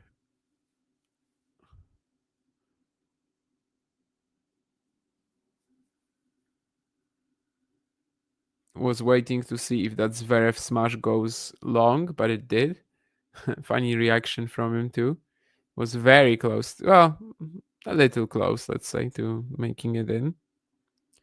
And if he does, the point probably just restarts. Either way, it's a break point for Tommy very early on in the second set. It's a good serve, though. Yeah, that's going to be good enough to win the point. And save it.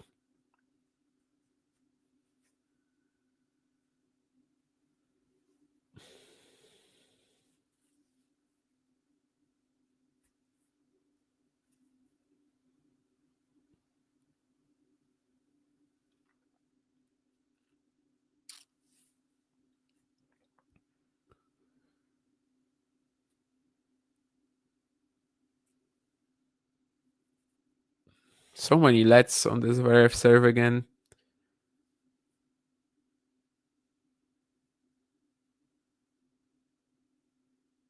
There was a situation like this in the first set too, when two consecutive serves on the same side ended up being lets. This time he gets the first serve in play. Has a bit of an opportunity there to follow up his backhand to the net. Doesn't decide to go for it, even if you see he kind of hesitated. And now he's forced to defend. Some great angles by Tommy Paul here, but Zverev survives and is kind of back in neutral now. What can Tommy create of the forehand side? Not much. He actually allows Zverev this chance to go for a bigger forehand cross court, but the German misses it, I think. So we have 5.5 minutes. Entertaining point. I loved some of the angles that Tommy was going for, and while they did not win him the point right away, mostly with Zverev saving himself with that Kasatkina-ish slice, eventually he does claim it. He did kind of like go long enough with Zverev here to make the German overplay at some point.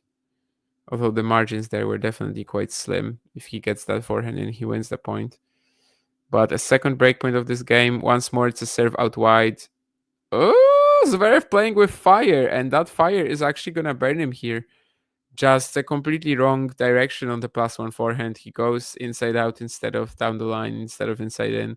Tommy is there, covering it with the backhand down the line pass. And it's going to be 2-love in the second set for the American. Yeah, nice game for him. Once again, started being a little more aggressive. And here it's just a pretty easy mistake from Zverev, but you still need to capitalize on that, right? It's not a mistake where he just misses the shot and grants you the point right away. You still need to read what he's going to do. You still need to be there. You still need to get there in like good physical shape, let's say, with good timing, and just get that down the line corridor that is pretty open. So yeah, Tommy starts the second serve set with a break. Last time he had one in the opener, he didn't consolidate it. Let's see if this is also going to be similar. Maybe it's going to be a bit easier for him to kind of just like start riding a break advantage at the beginning of the set. We'll see. Apparently at the Australian Open, he wins 87% of the sets when he has an early break. That's about 7 out of 8.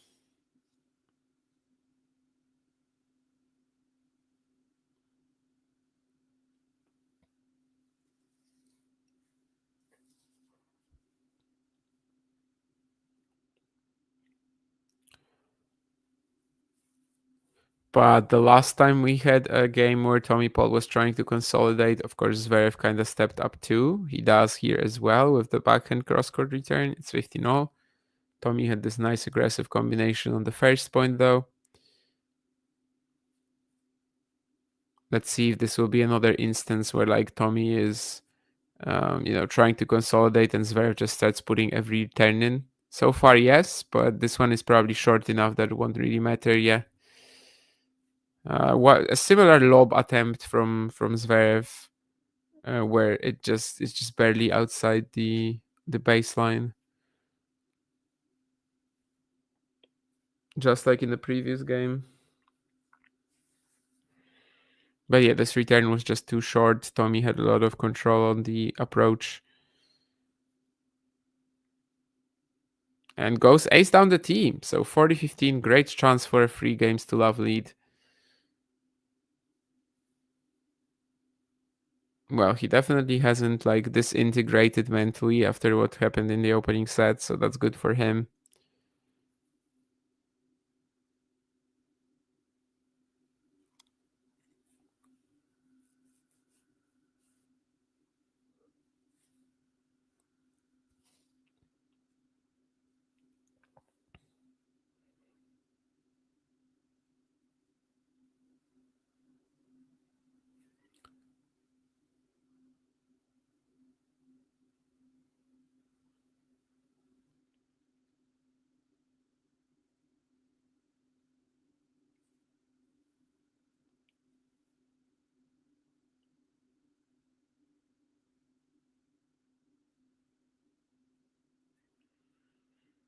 And he wins this exchange too, with Zverev missing a backhand cross-court. So it's a great advantage built up by Tommy in the second set. And now obviously all he has to do is just make sure that he never loses it.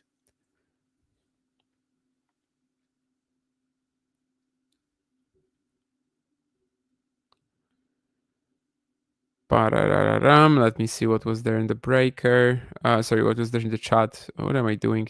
Sinner de Minor is gonna be the new Djokovic Monfils. Yeah, I feel like it.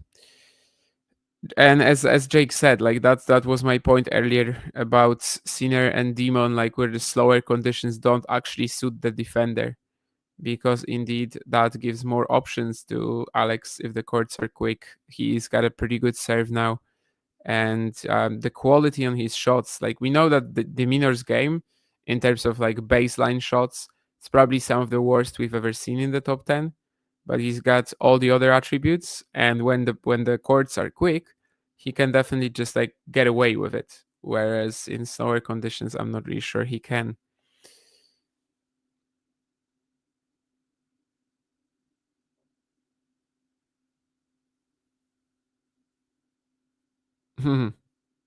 No worries, Jane. I wasn't particularly excited about this match, truthfully, either, Jane, but it suited me like time-wise, right? Like yesterday, I was also waking up for 4 a.m., so I might just well do the same. Good night, Sean. Ozan is also struggling to think how he's gonna find the energy for Novak against Alcaraz. Yeah, I mean, for me, it should be pretty easy. I've slept for like 5.5 hours already, and then I'm going to probably sleep through a bit of Sabalenka Pavlyuchenkova too. So should be relatively okay for that match between Carlos and Novak. Anyway, Tommy is up 3 games to love, obviously. Zverev about to serve with new balls.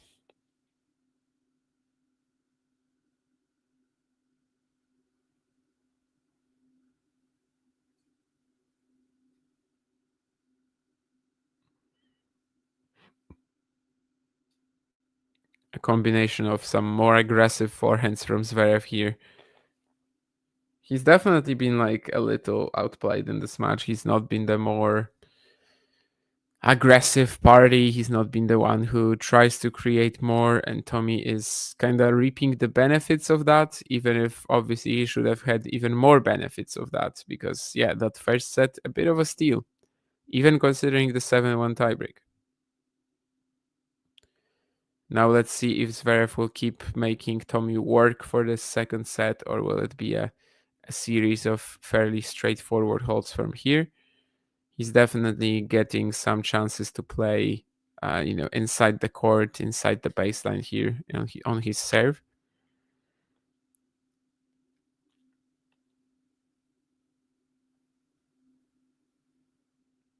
Not wasting too much time on these previous 2 rallies.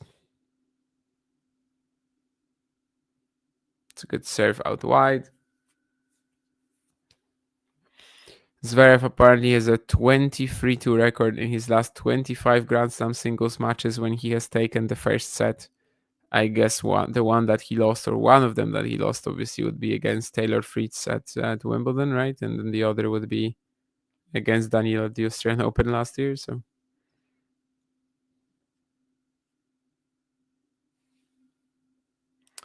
actually both comebacks from 2 sets to love down, right? For both players.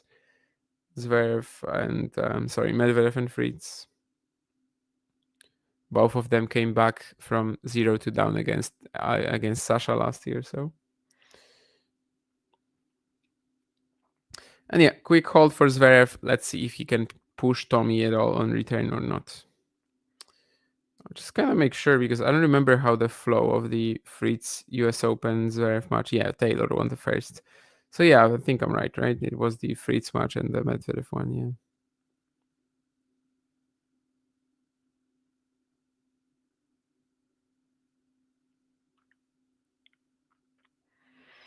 Last year, on the way to the quarters, Zverev had just 1 straight set win against Alex Mikkelsen, lost 1 set to Dominik Koepfer, and lost 2 each against Cameron Norrie and Lukas Klein, of course, in these 5 final set tiebreak battles.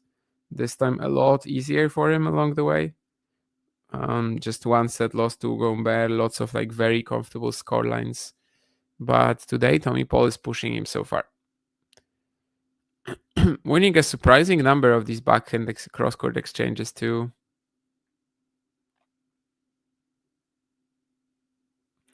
Like sometimes he's really lacking a lot of depth, Tommy, on that backhand, but it doesn't feel like Zverev with his forehand can punish him. There's been a number of shots where like they're going cross-court with the backhand. Tommy like doesn't really switch line fully, like doesn't fully commit to it. But he's definitely just like playing the shots, in the direction of the Zverev forehand, and it's short. But then to get that acceleration of the low ball, it's not something that comes naturally to the German, and there's not much punishment for that. Nice serve and volley approach here from Tommy as well. The out wide serve was good enough that he was going to get an easy play on it. It's another good serve out wide, so this hold is just looking as routine as the previous one so far for the love up.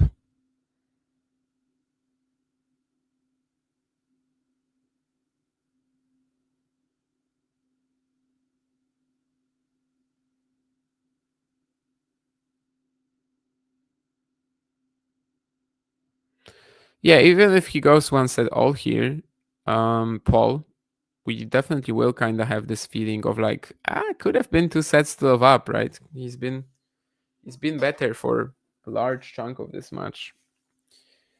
Well, let's see if he will have anything to show for it after the second set as well. I mean, so far so good. 22 minutes, 4-1 Tommy Paul.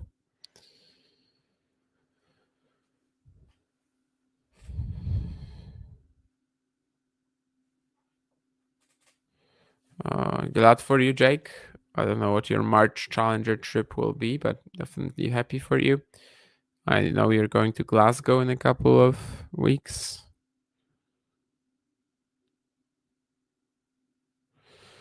Göransson Verbeek took the opening set over Arevalo Pavic. Wouldn't be the wildest upset in the world there, obviously, but still an upset nonetheless if they can beat the number one seeds. And I think the word number ones too, right?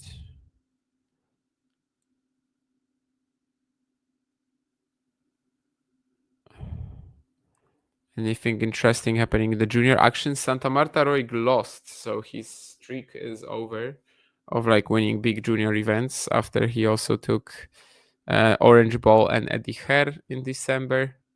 Jagger Leach has just started his match against Crivellaro. We've got Omar Kanov as well playing later. That's not the entire third round though, right? Because Jan Kumstad won yesterday and he's not playing this. Huh.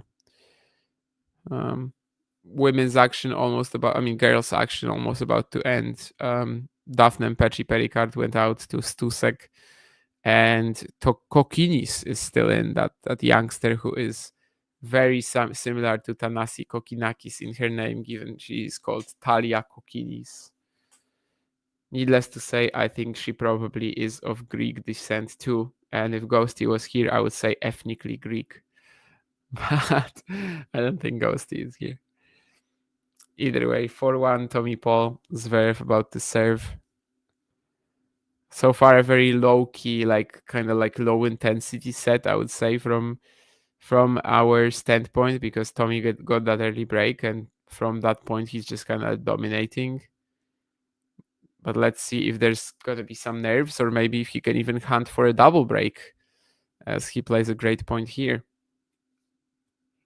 Zverev kind of had this one random set against Ugo Humbert too, right? He was leading 6-1 it was 2-all, and then he loses like 4 or 5 games in a row. A little unexpectedly. Of course, he was able to steady the ship, but just a couple of good points from here for Tommy, and it might as well be 5-1.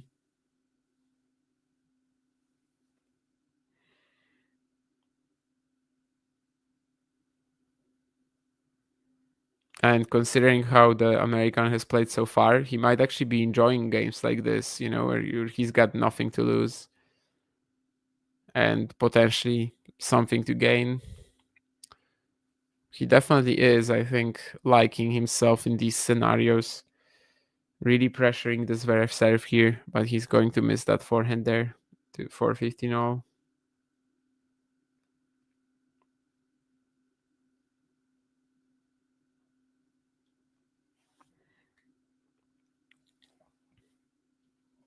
Yeah, he's like trying to go after his forehand returns very proactively here.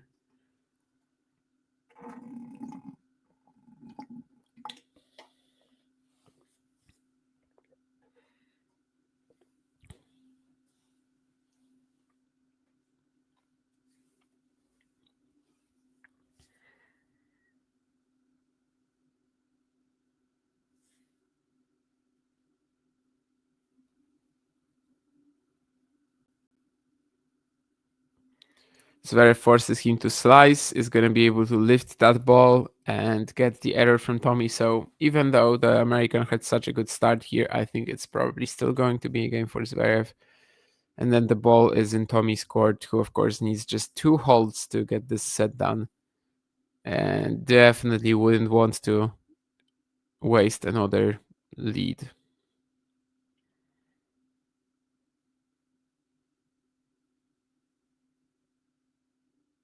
Ace down the tee.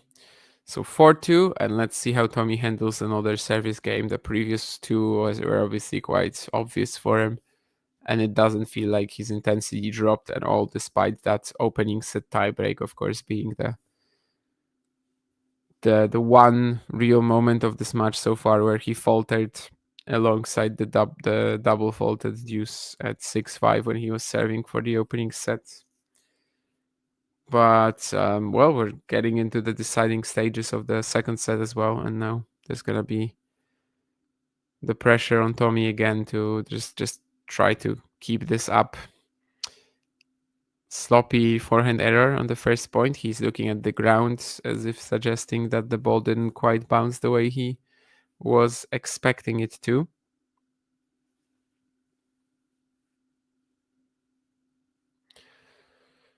You can see on the replay that it just skidded off his the center of his racket and then at the frame with this unintentional double hit, but of course not one of these which just wins you the point or something like that, but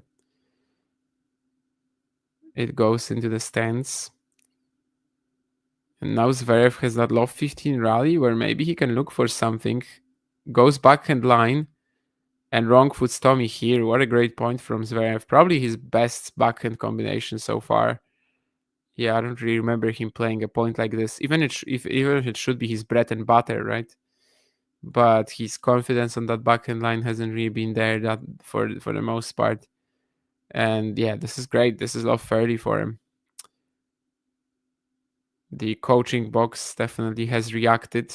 Of course, in the front of it, we've got Alexander Zverev Senior and Misha Zverev, two former pros. Misha very recently, the dad obviously in the 80s. Love 30 here. This is a really critical moment for this set. Does he land that second serve ball? Oh, wow. I mean, talk about slim margins. That must have been just the back of the line. So, very close to a double fault for love 40. But he rolls that in, and Zverev is going to miss the return. So just 15-30 now. This was also how the 5-6 game was progressing in the first set, right? Love 30 for Zverev, then 40-30 for Tommy, deuce, and Zverev wins the game 2 points later. Let's see if this one is similar. Not really, as Tommy will miss the backhand line. So it's 2 break points for Zverev. Well, the critical moments just got even more critical. It would just be such a disaster for Tommy if he lost both sets from let's say, a winning-ish position. I don't know which one is actually more winning-ish, 6-5 or 4-1 when you're serving for the set at 6-5, obviously. Especially considering that he had a set point at 6-5, maybe still that one. But let's see. Ace out wide, that will definitely help. Most of his aces so far, I think they were down the tee. This is probably the first slider, although I'm not sure. 7 aces to Zverev's 3. And let's see, one more breakpoint that he has to save here. Could use another great serve. Is he gonna get it though? So let was kind of middle of the service box. Probably wasn't gonna do that much damage to Zverev, but maybe the let changed the trajectory. I'm not sure. Okay, yeah, good one. He is now. It's Zverev complaining about something. I'm not actually sure about what. The Tommy serve, the Tommy Paul serve was a kicker. I don't think he was. Well, it couldn't have been a let. I don't know what Zverev is complaining about, to be honest. Again, I'm watching on mute, so if any of you guys know, would be helpful. But yeah, Tommy just had this +1 into the open court that he needed to still take pretty aggressively. So good on him that he was able to do that. Zverev is incredibly frustrated about something here. Let's see.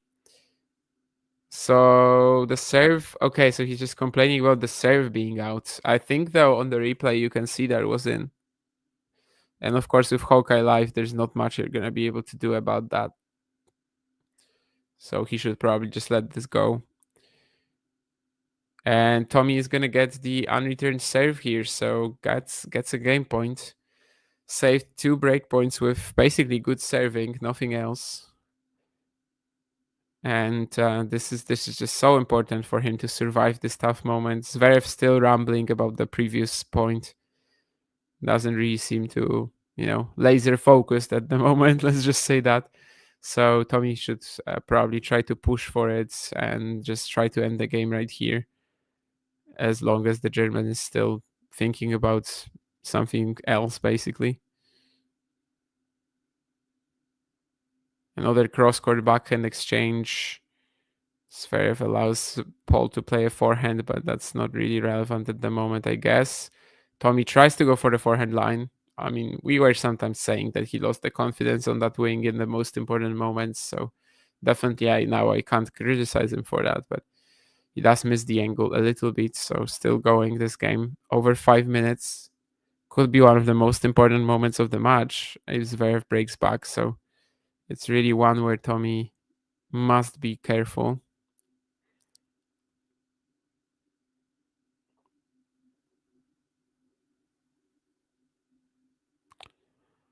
Second serve, that's not really helping here.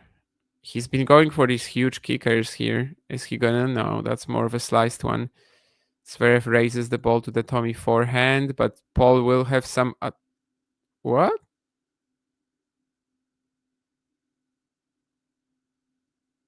Wait, what? Okay, something fell onto the ground, and I think it's a feather. Zverev is now complaining because Nacho stopped the point.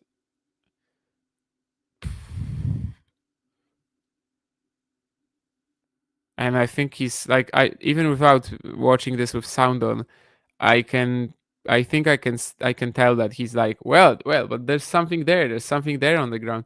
I don't know. Seems a bit excessive to stop a point because a feather is on the court, to be honest. But let's see. Will we see yeah, okay. So the feather was landing right when Zverev was hitting that slice. Yeah, you can see it on the replay.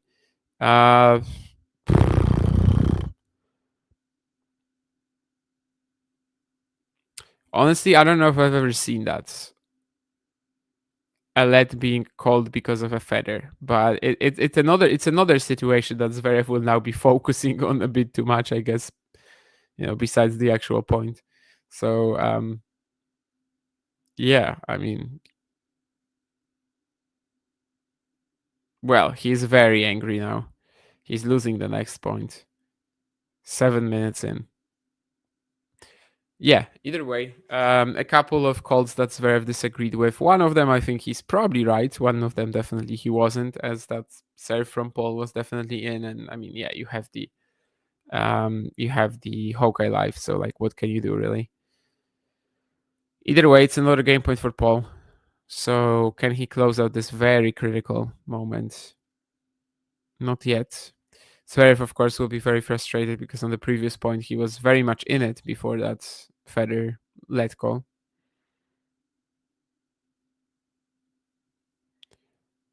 Oh, he landed that. Okay. Well, that was just like right on the outside of the line from Tommy on the +1. Anyway, 5-2. He survives the tough game. He was pretty aggressive when he had to. He was serving great when he had to. So there's not much really more to add here. Tommy Paul keeps rolling with that early break and now is very close from taking the second set. Zverev kind of has to take a breather and try to recover his focus as well.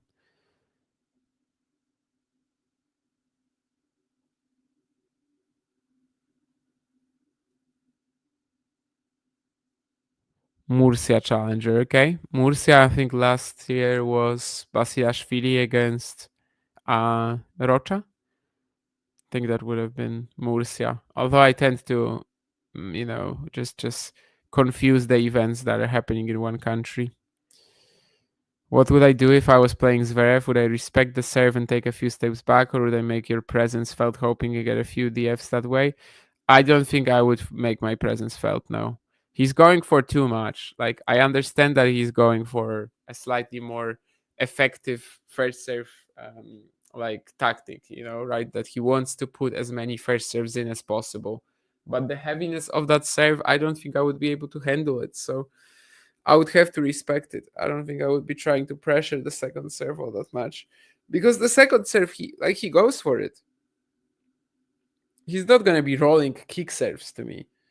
If he does, I will try to smack them. But yeah, I think I would have to play further behind on serve. Like against Zverev, if I was playing against Zverev, honestly, on return, I would just be trying to survive the serve.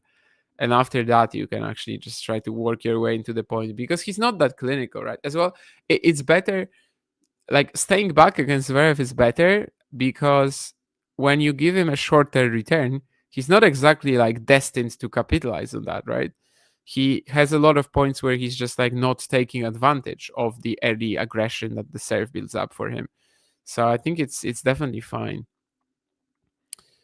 And yeah, probably with the way that he's serving right now, like with the way that his second serve is, where he's very often just going for another strong serve just at a bigger target, I don't think you can really afford to get that much closer anymore.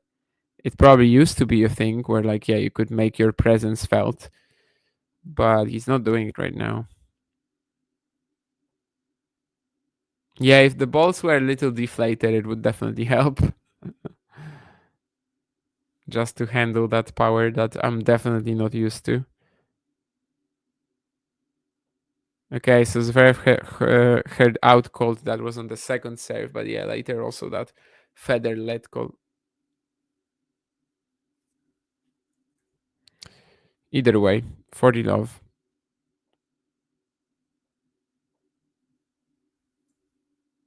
Maryland believing in a T-Pole win. Let's see. Definitely the next game should be quite crucial once more, as he will be serving for that one set all. And honestly, you could definitely argue that Tommy should have been 2 sets to love up, but it is what it is. Now he has to salvage whatever he can out of that second set, which is, hold and win it. Either way, he is still not out of this game on the Zverev serve, finding a backhand down the line. 139 kilometers an hour.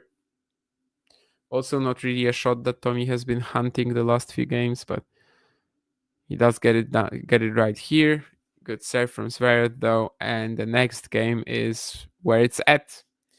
The next game is where champions are made. So if Tommy Paul wants to win the match, I think this is what he has to do here.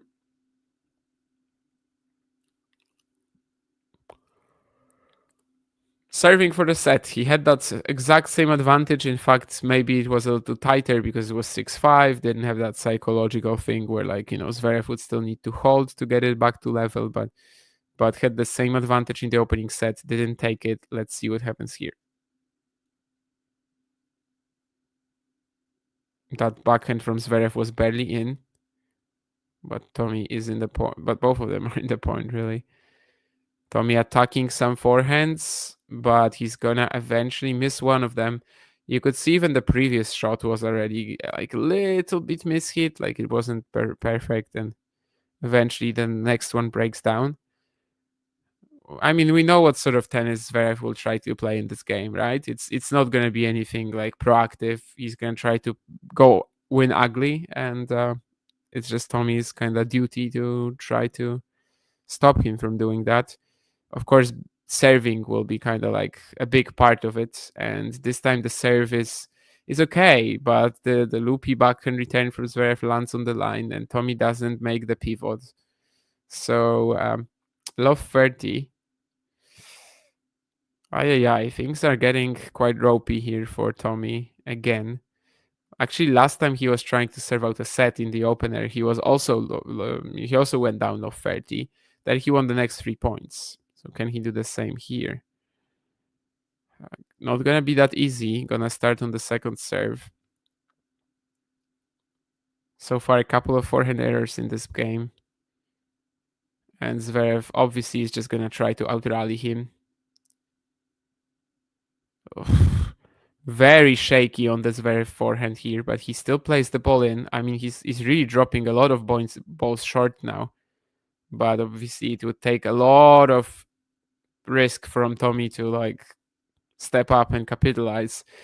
And unfortunately for him, this isn't really working out either, as eventually he's just making a forehand error while not even going for anything. So love 40. This has been a bit of a Tommy Paul forehand disaster this game.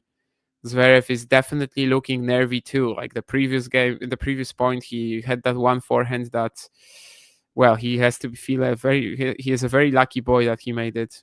Either way, 3 break points in a row.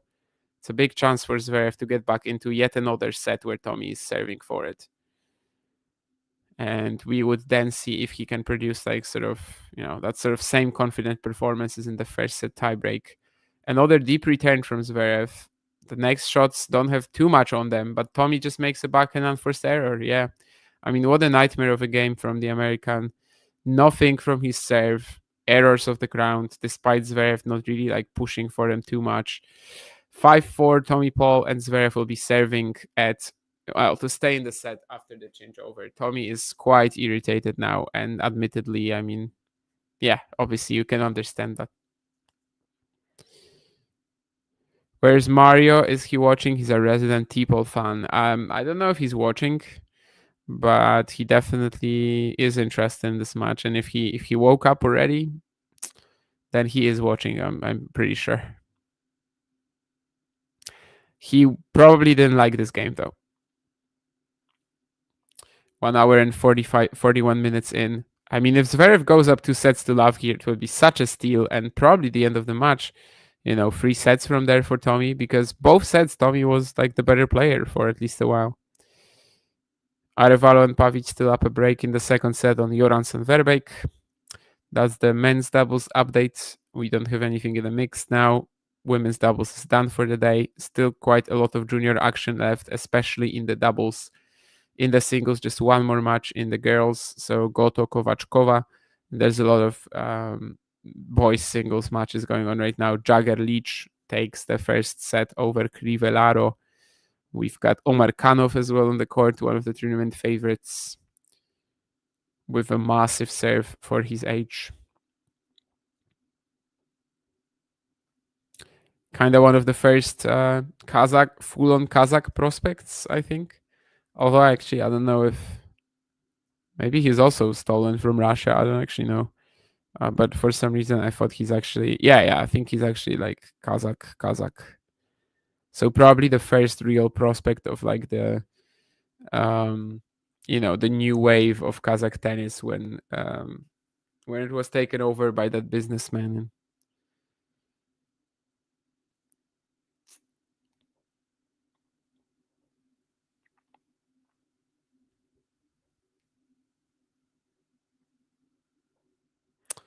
And of course, Zangar Nurlanuli is another Kazakh prospect that Ozan just made us aware of this week.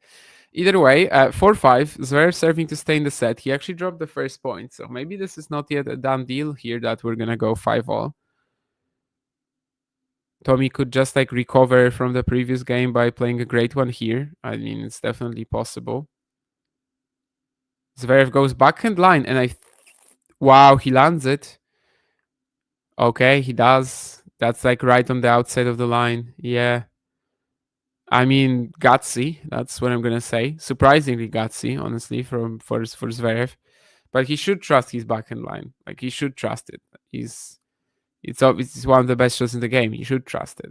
But even in this match, it's not been that obvious for him. Just a couple of games ago, though, he landed his first real beautiful backhand down the line of the match, and now he's got the second one as well. And in such a key moment, right? I mean, he misses that, and it's love 30 here.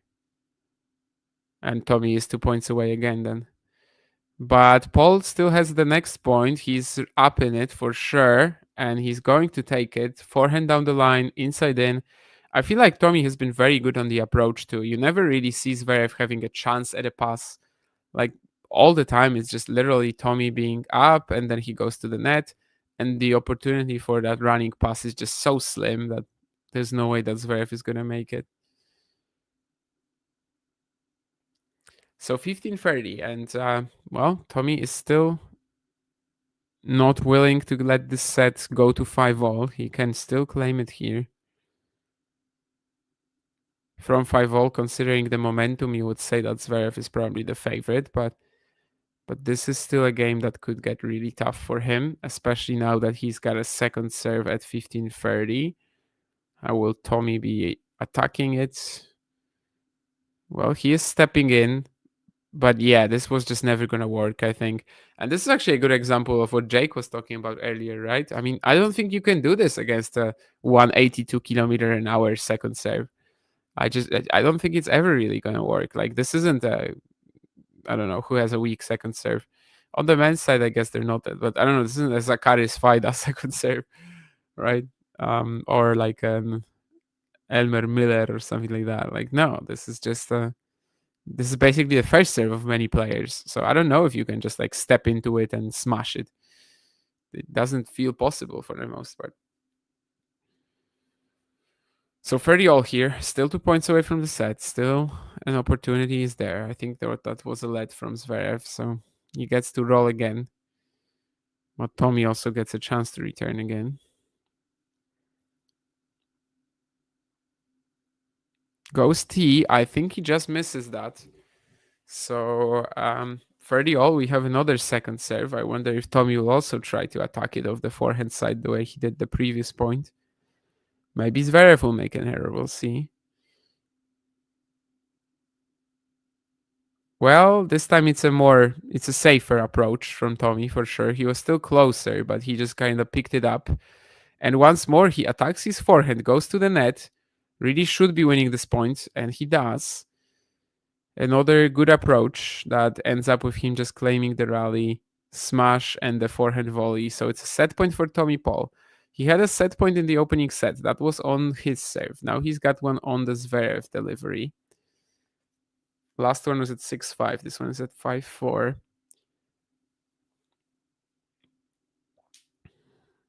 And again, it's simply like that forehand from the middle of the court that he approaches off.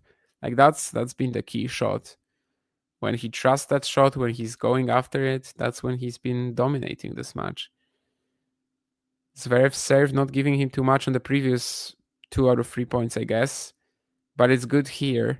And he is willing to go after the backhand as well. He goes to the net. Not much room in terms of Tommy's potential to create a pass here. So it's a deuce after 5 minutes in this game. 5 minutes and just 6 points, by the way. That's kind of wild. Why is this game so long?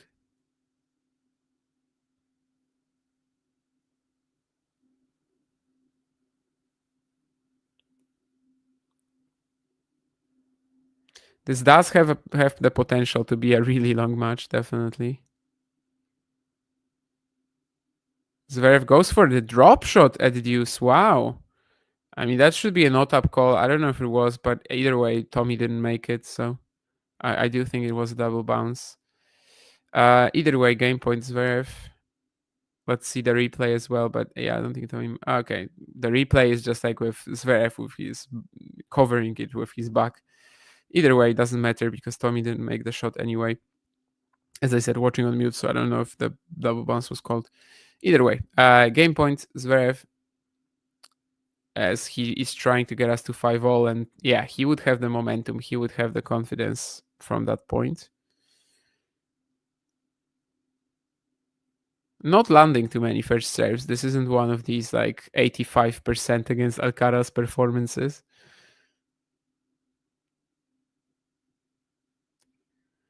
The conditions in Melbourne are quite brutal as well, and I kind of wonder who's more durable physically, but I guess both players are just fit as a fiddle. There's nothing really that you can look at here from that department, even if the match goes a lot longer.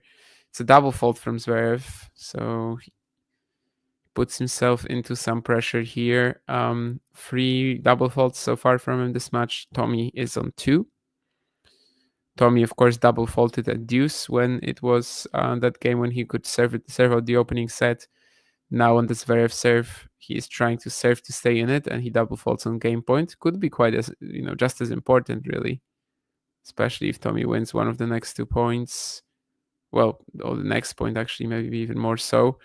He attacks the net again, and once more there. Oh wow, there shouldn't be much that Zverev can do on the pass, but Tommy misses a backhand volley that is just unmissable.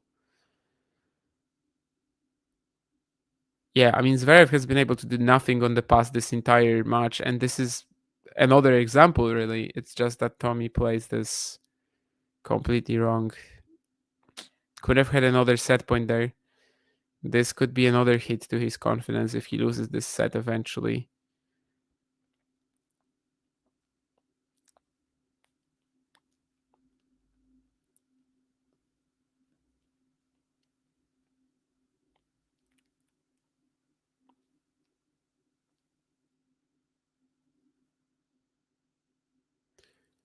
Well, Tommy definitely had a better chance on the pass here than Zverev has had in this match, but he just misses that cross court, so it's 5 games all. And well, I mean, we are probably watching the most important minutes of the match now, like the next 10, 15. If Zverev goes 2 up after being the weaker player for most of the first 2 sets. Yeah, I wouldn't want to be in Tommy's skin then, both mentally and just in terms of the way that the match is shaping up. But maybe it's not over yet. Maybe he can still take the second set despite taking a very scenic route to get there. Yeah, this has a lot of potential for a long match, that's for sure. The way that they're playing now, especially if Tommy wins this set still. And you would kind of just say that, he's doing it 30 minutes later than he should have. Misses a backhand line here in the opening point of the game. I will definitely have to refill my water on the changeover.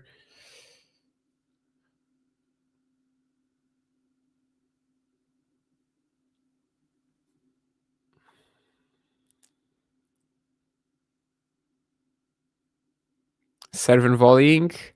It's a great one. I mean, that's sort of a backhand volley you can find, but on deuce, when it's so much higher, ay. That's a great backhand volley. So much tougher. I mean, obviously different technique too, because it's below the net. There's even more slice in it, but yeah. Sort of looking back at that deuce point where he misses the easiest backhand volley of the match, feels even worse now.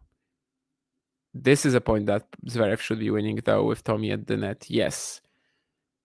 He gets quite enough on that low dipping backhand passing shot. It's not a bad volley from Tommy considering the position, but he was just, by that point, he was simply behind despite being ahead, let's say. Zverev still goes line with a slightly more difficult corridor, I would say, but Tommy cannot just like swat it away. It just bounced off his racket, bounced off the frame. 15-30 either way. And yeah, things are just looking really tough for Tommy at the moment.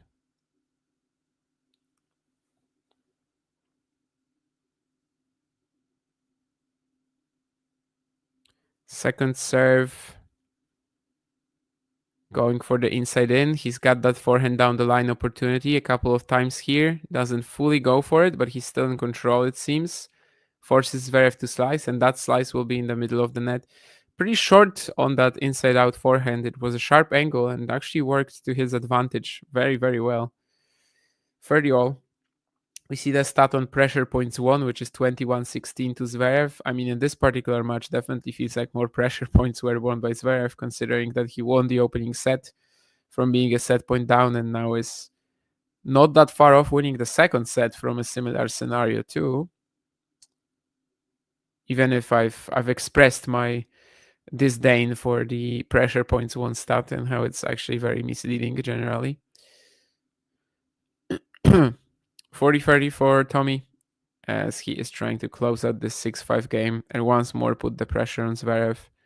The last hold when trying to serve to stay in the set was obviously quite difficult for Sasha, so this is really what Paul has to put him under now.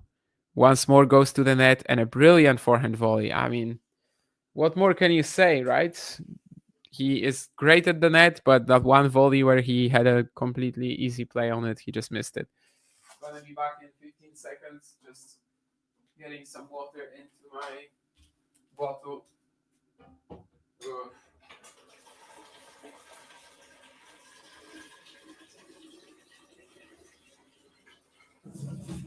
Not the warmest morning in deepest, darkest Poland, to be honest. It's also probably because of my lack of sleep or the fact that I'm up at 6 a.m. But either way, let's see what you guys were saying in the chat in the meantime. Jane can hear the Mamma Mias from Mario's house. Yeah. What have you missed, Jake? I mean, just more of the same, right? Zverev should be probably 0-2 down by now, but he might actually be 2-0 up soon if he wins another tiebreak, if he wins this game in another tiebreak. Joao kind of laughing at Zverev there, but yeah, the drop shot there was quite good and surprising, because generally when you're playing somebody who you know he's going to play a lot of drop shots, obviously you know it, but when you're playing Zverev, you just expect him to keep grinding you down and making you drag your level down, basically. Team Henman volley that. Probably that wasn't about the one at deuce at 4-5, probably about the one later. Paul is the American Rublev. Inability to beat the top 5 players at slams. Okay. I mean, Tommy Paul, I think just, well, okay, not today, because Zverev is a different case. But like Tommy Paul against Alcaraz or Sinner at the slams, I just don't think is good enough. But today, I mean, he's definitely good enough to trouble Zverev. And Zverev's game does give you a lot of like space, right? Generally, when he's not too confident, his game does give you the space to like produce, attack him, rush him, and he's doing it. But then when it comes to the crunch, he's unable to actually win the set so far. But yeah, still salvageable if you can just win this second set. If he loses this second set, I'm gonna lose my belief that Tommy Paul can turn it around, to be honest. Let's see how Tommy's record at it's like the top 5 is in the slams. How many losses has it been? 5. Sinner, Alcaraz, Djokovic, Medvedev, Team Zverev. I mean, honestly, it's a tough bunch. Like, he's not really in the same league as these players, right? Obviously, he's very close to Zverev today, but just generally. Djokovic, Medvedev, Team, Alcaraz, Sinner. Yeah. All you can say, really, I guess. Does he have a top 10 win at a slam? No, but that's just one more match added to the list with a loss to Casper Ruud. Yeah, I remember that one. Does he have a top 20 win at a slam? He does, only one of them, and that's over Grigor Dimitrov at the Australian Open in 2020. Again, not many matches added to the list. That's another loss to Dimitrov, US Open 20, and also Nori at Wimbledon 22. But yeah, certainly hasn't had any like marquee wins at slams, Tommy Paul. Kind of wild that he has a Grand Slam semi and he's now in another Grand Slam quarterfinal, and he has one top 20 win at the slam. Really shows you that a lot of these runs for Tommy at the Grand Slam level, they were, let's say, taking advantage of his opportunities.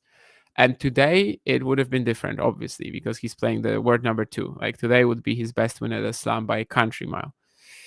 But let's see if he can actually produce it, obviously.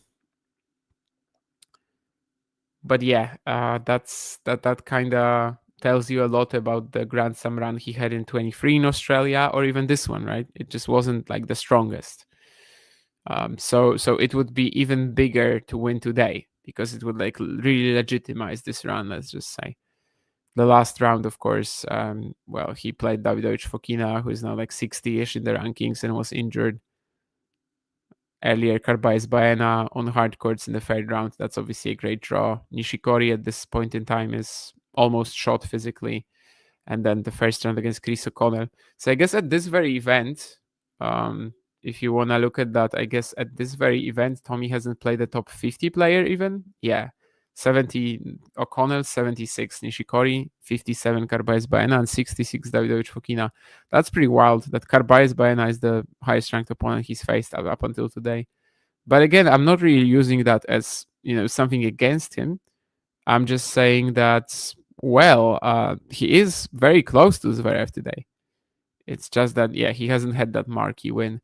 And when he made the Australian Open last time, he actually had a slightly tougher draw with 32 Davidovich Fokina as well, 39 Brooksby, 25 Bautista Agut, and then, of course, the two kind of like lower ranked opponents were Shelton and Struff, but they are dangerous. Struff was 23. He was just coming back, I think, after that injury full season, but at the end of the year, he was already in the top 50. Don't have to tell you how Shelton ended up that year at like top 15, I think, even.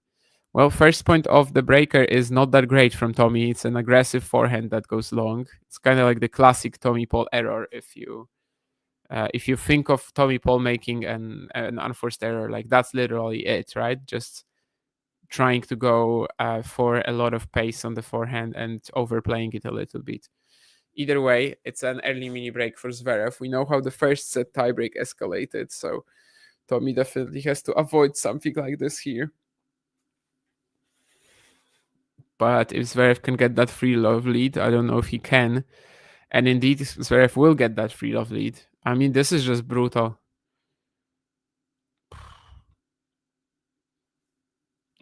I'm gonna hold off on saying something until the end of the breaker, but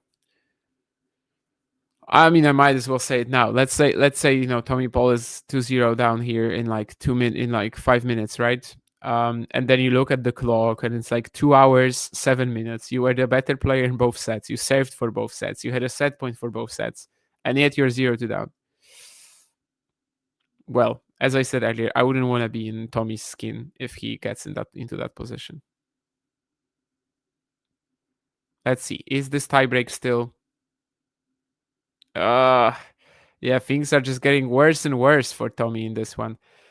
He actually goes after his inside out forehand, but Zverev is there reading it well and goes backhand line. Tommy can't get to it. So, well, he does get to it in the sense that he has his racket on it, but he can't get it back over the net. Either way, it's 2 mini breaks now. 4-love. We know that the first set tiebreak was just, I think it was 2-love, then Tommy won 1 point, and then Zverev won 5. But basically, it also was another one of these where, like, yeah, after a few points, we more or less knew what was happening. I think Zverev was 4-1 up, and then he won 2 points on the Tommy serve as well. Of course, this 0-4 point here is just like such a must win for the American, and it's a second serve. Another forehand error. Yeah, that's a terrible tiebreak. 5-love. Zverev has 2 serves. He might as well even win this breaker 7-0. Well, there are a lot of Mamma Mias definitely in the Mario Boccardi household right now.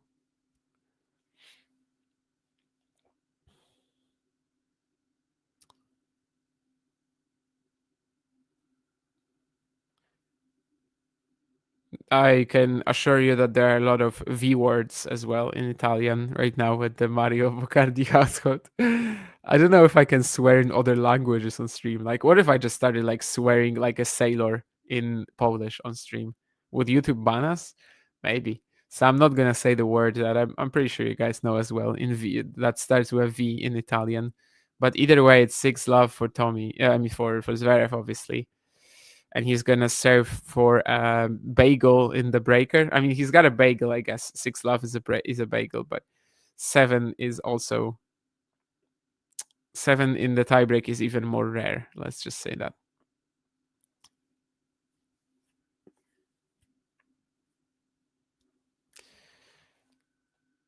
I don't even know what else I can say, to be honest. I mean, Tommy was the better player for 2 sets, had a set point in each, saved for each. And then it all falls apart. You know, that confidence on the forehand goes away. It starts spraying like it did in the 5-3 game here, which was a nightmare. And now the tiebreak is also a nightmare. And Zverev takes it 7 points to 0. In 2 tiebreaks, Tommy Paul has won 1 point, and Zverev has won 14.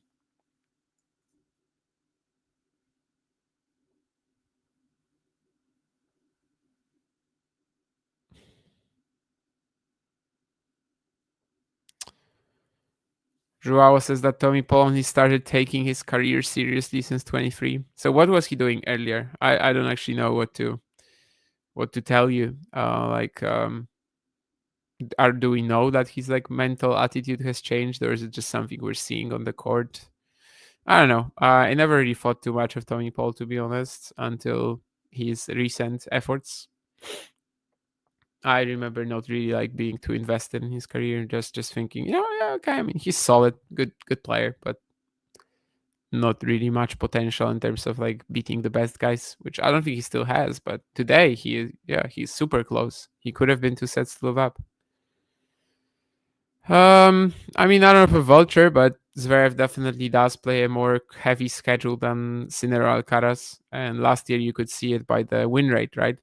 So like Sinner has 6 losses and 73 wins, and I think Zverev has about 70 wins and 20 losses.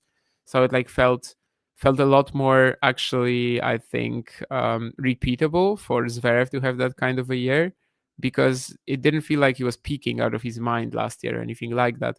He was just being really solid and playing a ton of events. Yeah, I mean, I do, at least in part, agree with that for sure.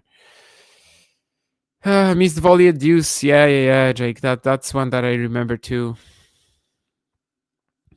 I might have won more points in those 2 breakers than Tommy. I mean, if Zverev double faulted, then yeah. Otherwise, probably not. Although maybe if Zverev was playing a total amateur and he just wanted to win 7-0, 7-0, his forehand could break down. Okay. Thanks, Joao, for the answer. Gonna put it on the screen for a while. But yeah, of course, now we have a small break. 7-6, 7-1 in the breaker, 7-6, 7-0 in the breaker. What a disaster of a 2-setter for Tommy. I mean, the good thing is that it's still best of 5, and technically he can still win the match. But just how likely is it that he's going to take 3 sets from here? And we talked about this after the opening set, that like the opening set clearly didn't break him, right? Mentally, he was right there. He just came back after that actually, it wasn't a toilet break. It was just like a regular 2-minute break. But he came back onto the court right after it, and he just started firing again. And he's gonna need more of that attitude here. So I don't know if he still can. I mean, he's basically now got 2 major stains on his resume in this match. He's basically got 2 sets that he should have won easily, and he never did. So yeah, it's not gonna be easy. Let's maybe, while we're waiting for Tommy to come back, let's check some stats. Then Zverev is also pretty impatient to play. He's already at the service line. 7 aces for Tommy, 4 for Zverev. Not much there. In terms of the first serve percentage, it has evened out. It went down by quite a lot in the second set for Tommy, to 56 from 80. No, 76-ish. Oh, 76. Yeah. Zverev is winning a lot more points in first serves. On second, it's relatively similar, I suppose. Breakpoints saved to each. 2 breaks each. Zverev has had only 4. Tommy 7. So a little better there for Zverev, a little more efficient, I guess. Still more winners and unforced errors by far, going with Tommy, but also 37 unforced errors there.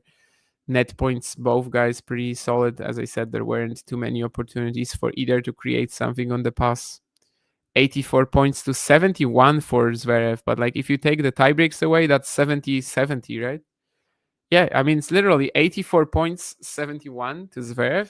But if you take away the tiebreaks, that's 70-70. That's pretty wild as well. But yeah, again, it's just one of these stats that shows you that this match is super close, but the tiebreaks and all the chances that Tommy had.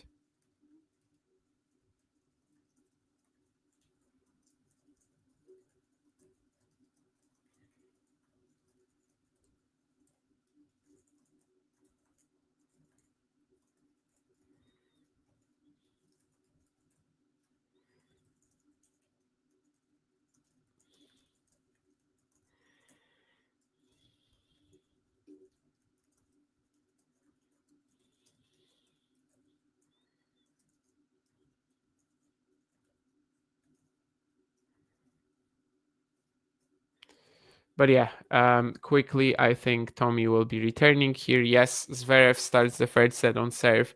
This could be also a bit of an issue for the underdog, I suppose. But yeah, we're going to see soon.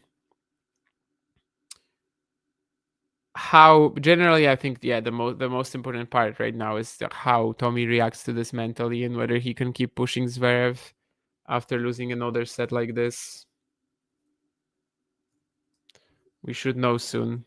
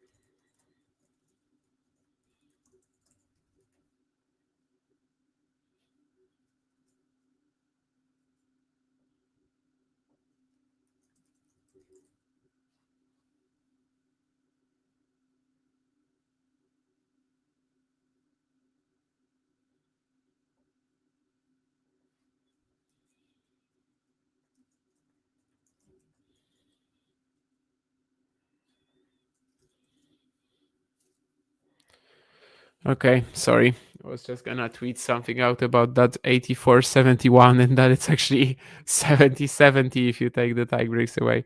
Just insane. Because when I was checking the stats, I was like, okay, so 84-71, like how is Zverev that much better in total points won, considering that this has been so close, right? And that Tommy has had all these chances. But then you actually look at the breakers and you realize, okay, that's just the tie breaks. Like literally Zverev is 14-1 in the tie breaks and 70-70 with Tommy in total points won. Outside of them. Anyway, Tommy will actually start the third set with a break point at 30-40. I mean, he cannot possibly do this for the third straight time, right?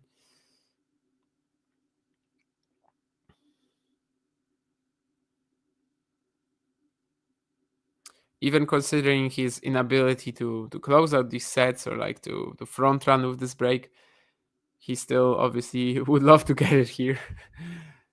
He's been the better player, maybe even for the most part outside the tie breaks. So it's not like the match is over, but it does feel like winning 3 sets from here will be really tough, especially mentally.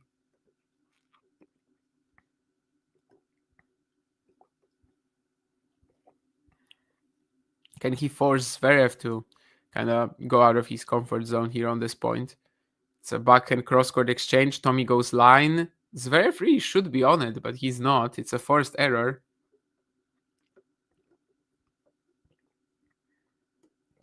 I think he is complaining about the balls. If I understood Russian right from how his dad's lips were moving, I think it was a davai there.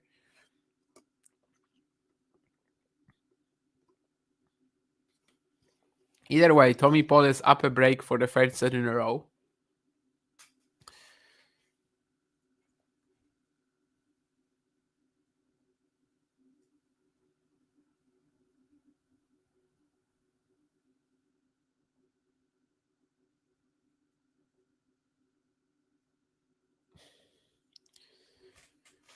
It's obviously still not a big lead, and a lot of people in the chat over the last 2 weeks have been saying it's not a break until you hold, which I actually agree with.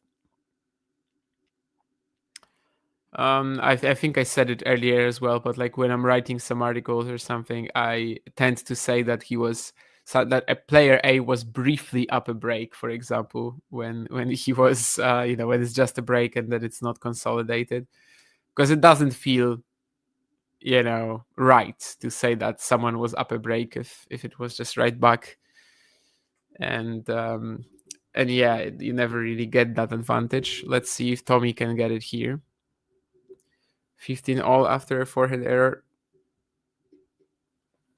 And again, we have that stat of Tommy winning sets after an early break, 86%, and the top 100 average is 81. But it feels a lot less relevant now that in the previous set, of course, Tommy didn't take that set. And in fact, it's dropped already because they were showing it to us at 87% earlier. Now it's at 86. So you can see that it's already moved. The needle has already moved in against him, basically. By the way, the previous matches between Zverev and Paul, they featured one tiebreak, and that was actually won by Tommy 7-2. So that's quite a difference as well. The American won in Acapulco 2020 and then Indian Wells 2022.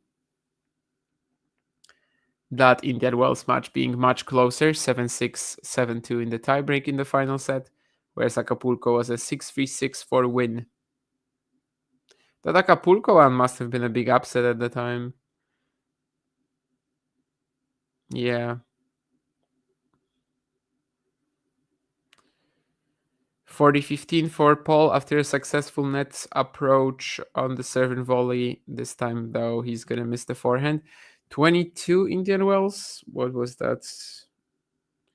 Third round? Second round, actually. Okay, so he just kicked out Zverev, who was, well, the seeds come into play in the second round in Indian Wells, right? Guess that must have been also pretty surprising at the time, yeah. I don't actually remember what Zverev did in the Sunshine Double in 22. Probably not much, but quarterfinal in Miami. Okay. So I guess he was in decent shape. Of course, later in the clay season, he had a very nice run and potentially a good chance to even win Roland Garros if the ankle doesn't break and if he wins the second set tiebreak against Rafa. Entertaining points. Zverev saves himself with the lob. Tommy still has the advantage, but it's kind of died by now. And actually, he's going to ramp it up on the forehand cross and get the game. So an important start for Tommy, who once again is up. But now it's going to be all about actually taking one of these early break leads and winning a set from that. And when they played in Acapulco 2020, it was right after Zverev, well, a month after Zverev was in the semifinals in Australia. And then they go to Acapulco, they play that event, and the tour gets basically stopped for a few months, obviously for COVID reasons. So yeah, after that was just some exhibitions for Zverev all the way until the US Open final. I forgot that Zverev also lost in the first round in Cincinnati, just like Thiem, just before that US Open. So for some reason, the 2020 campaigns, for a lot of players, they featured an opening round loss, and after that you win a slam or make a final. Of course, referencing Dominic Thiem, who had that horrible performance against Filip Krajinovic just before the US Open in Cincinnati. And that year, Cincinnati was held in New York, so it was the same courts, literally. And Zverev lost to Murray just before that event. Plus, also Iga Świątek, of course, in Rome. She lost to Arantxa Rus, and then she goes on to win the French Open the week after.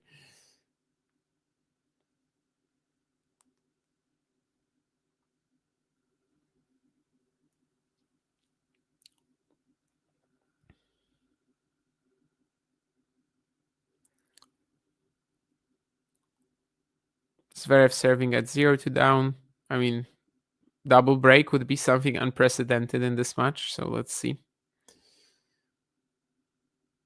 But even though Tommy is up a break, it still doesn't feel like he's that close to winning a set, considering what we watched the last few sets.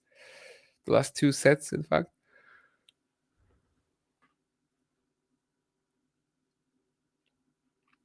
Gotta keep trusting himself. Gotta keep playing aggressively. He's got what he wanted. Let's see.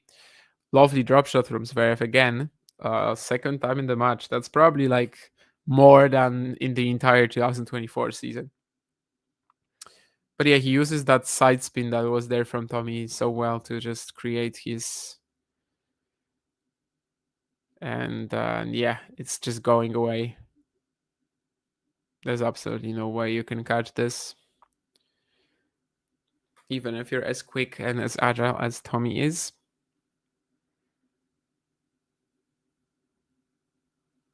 Zverev waiting for something. Is it some people in the crowd moving maybe? I don't know. Anyway, Ferdilov up. Oh no, it's another Federer falling down onto the court, and he was waiting for that. The Federer incident. This is something we've definitely gotten out of this match so far.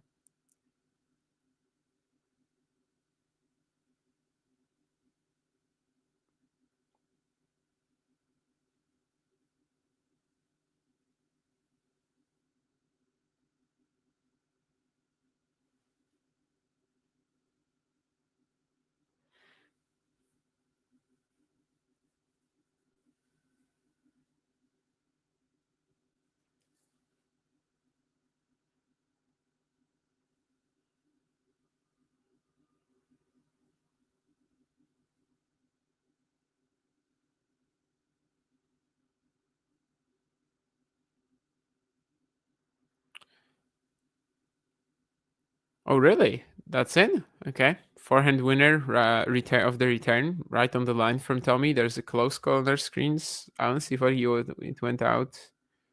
Let's see. Oh, yeah. Okay. It's even inside rather than outside. Fair enough. It does come at low 40, so it feels like, he kind of let it loose and was able to get it. The sun update in deepest, darkest Poland is that I don't see it yet. But yesterday there was actually a pretty nice sunrise here from my window. Maybe I will see it again. I mean, I will definitely see it again. I just don't know if the match will still be on at the time, but it should be in about an hour, I think. Of course, the sun rising will be. It will come faster with every passing day from here. We're about a month away after the shortest day of the year, at least in Poland, not in Australia. And Zverev finishes off the game with an ace down the tee. Tommy's still up the early break, but right now we don't really know if he's going to hold on to it.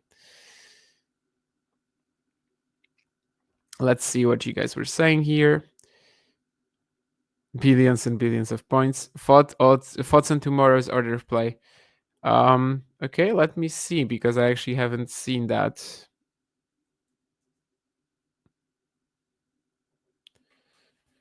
I mean, I can probably guess what the lineup is, but let's see.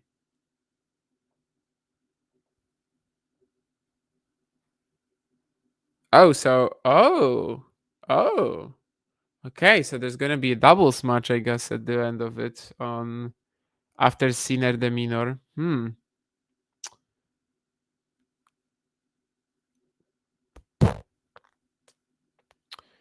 Also, they're starting at 1:30.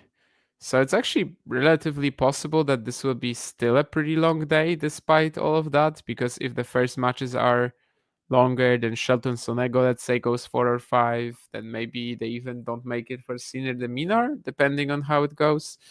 But yeah, 5 matches. Okay, so we only have the schedule for the main court for Rod Laver Arena. Well, as usual, they're getting the women out of the way, but in this case, it's warranted, right? Because the women will be then playing the semifinals on the next day, so they need more recovery time. That's a bit of a rough one. I guess I will wake up for Iga at 3 a.m. then, just 1 hour before earlier than today, because today I'm gonna be back home at like 9:30. So yeah, I'm just gonna have to like do it on a pretty tight schedule. And when I'm back, I'm just gonna go to sleep like very quickly and wake up for Iga at 3 a.m. That has to be the play for me tomorrow. Then maybe I can sleep through some of Shelton Sonego. Honestly, not too invested in that much. So yeah. Unfortunately, Keith Svitolina is something I probably won't be able to see, just like Badosa and Goff, simply because I have to live somehow. Yeah, we'll see. But yeah, I guess it's a pretty predictable schedule other than the fact that you have another match on it at the end, right? So you don't have like a but I guess this is because the men's singles, like, they don't want to do 2 best of 5 matches in the night session, right? So I think it's warranted, Joao, because they just don't want to do 2 best of 5 matches in the night session and potentially have them go until even like 5 a.m. or 4 a.m. right again. So I think they had to do it, actually, because otherwise it just doesn't work. Simply because the women have to be first, considering they are then playing the next day. This should be a point for Paul. Yeah, nice net approach. Again, there's just really one poor volley that Tommy played the entire match, and unfortunately for him, it was an important one. The producer is assuming I'm gonna be flailing by the time this match goes 5 sets. We'll see.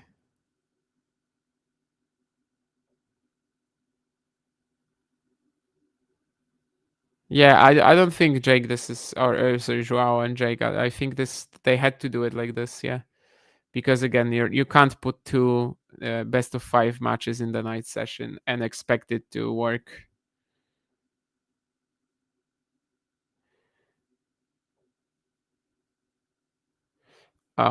Yeah, I mean, if we want this match to stick to the narrative, we know that Tommy has to serve for the set, has to get a set point and get smashed in the tiebreak. But I don't know how he can get smashed in the tiebreak that would be like, bigger than the second set breaker, right? Because it was already 7-1, 7-love. So how do you top that now? I don't know. Do you get defaulted in the breaker or something like that? I guess. 40-30 for Paul after a non-return serve, but let's see if this game gets even a little bit more open. Zverev puts mayonnaise on his pizza. Yeah, that's a tragedy. I mean, I think mayonnaise as a whole, I kind of hate it, to be honest. I don't like the consistency. So calorie dense too. But to put it on a pizza, guys. I even think putting ketchup on a pizza should be forbidden, and let me tell you why. Because when you're eating a pizza, you want to actually eat the pizza. You don't want to eat ketchup. I mean, you know how ketchup tastes, right? So I think ketchup on the pizza is only acceptable in one case, and one case only, when it's like a horrible quality pizza, and basically in order to get it in, you have to use lube. I mean, you can't put it any other way. When you need lube for your pizza, you can use ketchup. Maybe even mayonnaise if you want to. I don't really care at that stage. But if it's a good pizza, if it's if it's tasty, don't do it. Why would you? I actually feel like this about a lot of things with ketchup. That at some point it just doesn't really make any sense, because did you want to eat ketchup or did you want to eat that thing? So maybe you should have just like poured ketchup into the bowl and eaten it. Controversial food takes. Yes. Who knew? I knew that I had such strong opinions about. Well, it's not even about ketchup. It's like condiments as a whole, right? I just feel like they kind of kill the taste of whatever you're eating if you use too much of them. So I think you need to be careful. I however like pineapple on pizza, by the way, and I think people who don't are just like ridiculous to me, because okay, yeah, you can dislike something, that's fine. I dislike some other ingredients on a pizza, but if the only reason why you dislike it is because you're like, because it's sweet and like, no, it's not traditional, and then yeah, then you're ridiculous. Then I mean, just open your mind a little bit.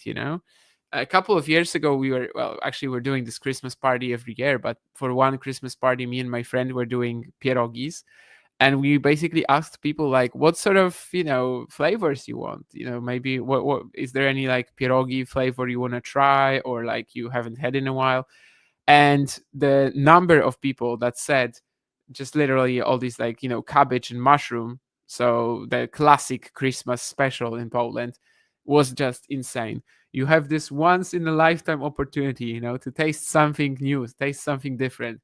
And now you just want to eat the same as again. I don't know. I just don't get that at all. And I made these like Mexican pierogis back then, which I think were very good. But yeah, traditionalists in terms of food, they piss me off. Pineapple on a pizza, sure. If you don't like it, if you don't like the taste, yeah. But if your only reason is because it's sweet and sweet doesn't go with a pizza, just try it. Just no, just leave other people be, because they can taste it, and they understand that it's a contrast that works. Either way, 3-2 Tommy Paul. Oh, we have Vansh in our background. Should I add you, or? Well, I don't know. If I should, then you can like give me a thumbs up or something. I don't know, because he's clearly setting up. Okay, I should wait. Either way, Ghosty likes pickled things. I do as well. I'm making this pickled onion sometimes. Obviously, pickles are also good. Did I get excited as Elon Musk yesterday when Badosa beat Coco, since you are a hater? I'm not as much of a hater of Coco Gauff as I used to be honest, Urlan, definitely not. I mean, I liked her improvement at the United Cup. I definitely was more excited to watch some of her matches. I enjoyed that one against Bencic. I think she was really, really tough in that one. And despite that opening set from Belinda, well, her forehand was still holding up. The cross-court returns she was playing there, the way that she just started playing a lot more inside the court, and 27 winners to 2 in the last 2 sets. I think that was really impressive. And yeah, I'm not as much of a hater for sure. I didn't really get too excited when Badosa beat Coco either because I didn't watch it. I woke up for 4 a.m. at this, for this stream. And yeah, Badosa Bagel, Coco at Madrid, Joao. Yeah, that was the match I referenced earlier because Jake just said that like Paula was content to play through the Coco forehand rather than like go after it violently. Let's just say that. And that's a very similar strategy to what she was using in Madrid that year, which is kind of funny because I didn't think it was going to work at this point in time.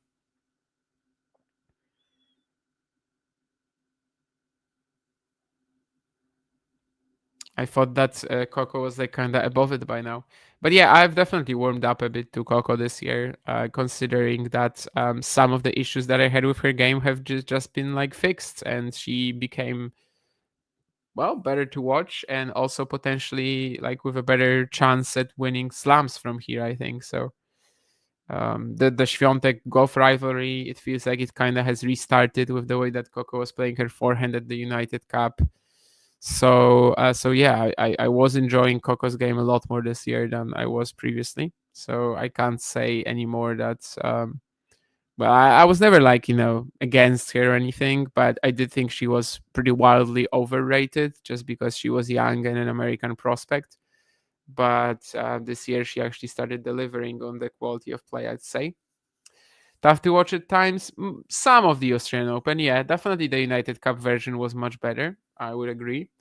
I think against Bencic, she was definitely showing the improvements. Against Fernandez as well, that was just like the United Cup in terms of their matches. But I understand that the one against Burridge or the opening round, whatever it was, whoever it was against, I don't even remember at this stage. Yeah, I understand if that wasn't best quality viewing for you because it kind of wasn't. Oh yeah, Kenyon. Yeah, Kenyon was the opening round. Yeah, but Fernandez against and Bencic, these were like United Cup-ish performances. Definitely. I can't say anything about today because again I didn't watch it. But a massive win for Paula, who I am very glad for because she seems like, well, she kind of deserved it after basically playing better for the last year or so than when she was number 2 in the world. I don't know if it's a controversial opinion, but at the time, the number 2 in the world position, just behind Iga in early 2022, that was kind of so open, and we didn't actually have a strong number 2 to tackle her. We've got Garcia, Jaber, Sabalenka, Badosa kind of like overlapping there at some points. I don't think Garcia got to number 2, but you know what I mean, just in the sense that for a while she was also the number 2 player strength-wise. But it never really got to a point where you had a situation like this right now. Only watch Bencic and Badosa matches from Coco this Australian Open. Okay, the other ones I was either sleeping or watching other matches. Yeah, honestly, Bencic was the one I did a watch along for, and I wasn't really following the others too much. I know that basically like Burridge and Kenyon, people were saying that she kind of reverted back to her old self. But against Bencic, I think she was perfectly fine, and she was really smashing that forehand cross. So to me that was similar to the United Cup, but obviously you watched the loss today. And if you're saying that Badosa just kind of played it very safe through the Coco forehand, then it tracks that it would have been kind of like she played in 2024. Either way, we've got a low 30 lead here for Tommy Paul. Actually, I mean, double break, that would be kind of a way of escalating this match and giving Tommy an opportunity he hasn't had before, and something that, well, if he blows, then it's going to be even more than in the opening set. Let's see, though. Zverev finds a decent serve down the middle here. 15-30.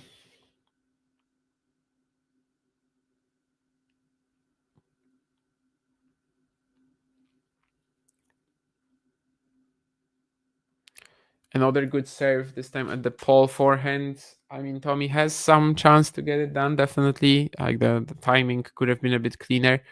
The first serve percentage for Zverev in the third set has gone up massively, and yet he's still down a break. He's still like very close to even going 2 breaks down here. Especially considering that the next serve won't be in. Let's see what the strategy is on the second serve of Zverev this time. generally tends to go at the Tommy forehand with pretty good margin, but good pace as well. And that's exactly what he did here. Keeps himself in the point, but Tommy now approaching the net and gonna play another very nice volley. Again, one poor volley the entire match from Tommy, and yet that was such an important one. So now he has a chance to go double break up and basically get a lead that I don't think he would blow. I think. But of course, the last two sets have been maybe an example that can tell us otherwise. Breakpoint for Tommy anyway. I think the serve is just out. So let's see what Zverev can create here. As I said, usually the strategy on these second serves for him is to go aggressively, but let's say further from the line at the Paul forehand. And that's exactly what he does here, but Tommy is ready for it. And he puts the ball away. It's a forehand return winner. 5-2 up double break. And wow, again, this is just a new advantage for him, right? The opening two sets, he had the chance to serve for it. He had a set point. But this is something more.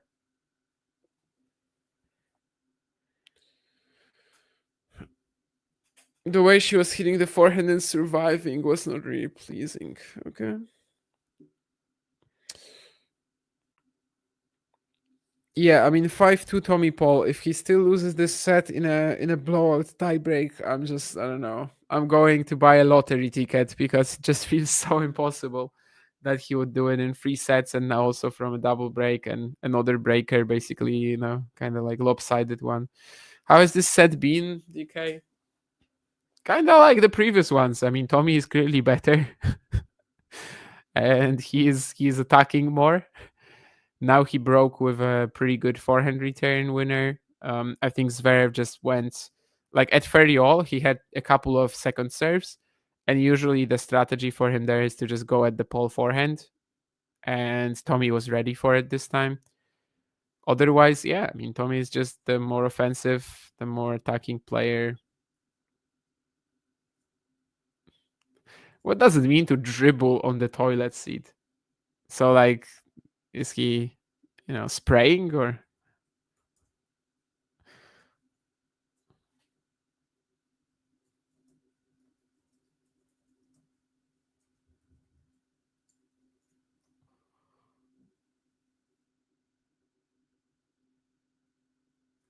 Yeah, I guess so. I didn't know that this was the expression that you can use the word dribbles in that sense, but well, who doesn't, right? I think it would be a bigger insult if you said that Zverev pieces sitting down. Anyway, never mind. This is so ridiculous. Zverev approaching the net here, and we said that neither player had too much of an impact on the pass earlier in this encounter.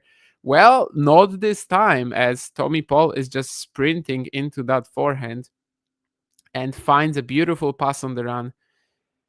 Well, 152 kilometers an hour as well. So this is going to be a big chance for the American. 5-2 Freddie Love. Just 2 points away from the set. And maybe this is the sort of like how he can solve this puzzle, right? Maybe this is literally what Tommy can do. Gets that double break advantage, and from that he's not going to waste it. So maybe he just has to do it twice more in this match. Either way, 3 set points for Tommy, 1 more serve and volley approach, 10 volley winners, 0 from Zverev in this match. I think that doesn't include smashes, right? Because I'm pretty sure. No, actually, Zverev had a volley winner. What are they talking about? I remember it wasn't the smash. It was a forehand volley overhead, I think. Was it? Oh, no, maybe it was a smash, actually. Never mind, yeah. Yeah, I guess you could classify it as a smash. Never mind. 3 set points for Paul. And let's see if Zverev has any more fight left in him. Okay. Yeah, I mean, at love 40, he just feels like he went for something extravagant, didn't make it. Either way, it's a 6-2 set for Tommy. You could argue that he should have been home already. Like he should have been packing, after winning the match, giving the press the on-court interview. unlike Novak Djokovic, and he should have been home already. But no, actually, Tommy Paul is gonna be still behind here, but it's a promising set. 85% points won on first serve, never faced a break point, converted both of them. 10 winners to just 6 unforced errors. Zverev with 10 to just 4 winners. Still more distance covered by Tommy by 100 meters, interestingly. I wonder if the net approaches kind of contribute to that. It's sometimes, Zverev just hits a return and then it's only Tommy really who's covering any ground in this particular point. But either way, we have a 6-2 set for Tommy Paul. I think someone went off the court, probably Zverev. Who knows? Maybe this match still has something left here.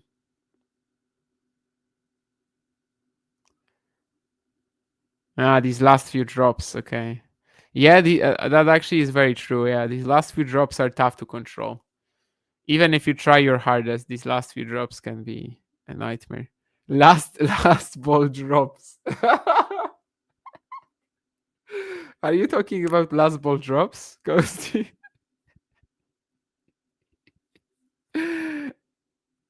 Well, it's kinda right. Kinda. I mean, yeah. Never mind. It's a good job. Creative tennis. Yes, Zverev, generally speaking, is definitely the opposite of that. Attempting a reverse Medvedev. What does that mean? So, like against Lerner or last year Medvedev against Zverev? And that's, I guess that, because last year I guess that wouldn't be a reverse Medvedev. Paul Zverev, is it a full reverse Medvedev if he just wins in 5? Yeah, maybe.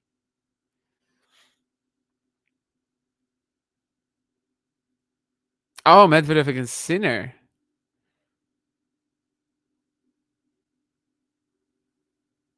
Medvedev against Sinner?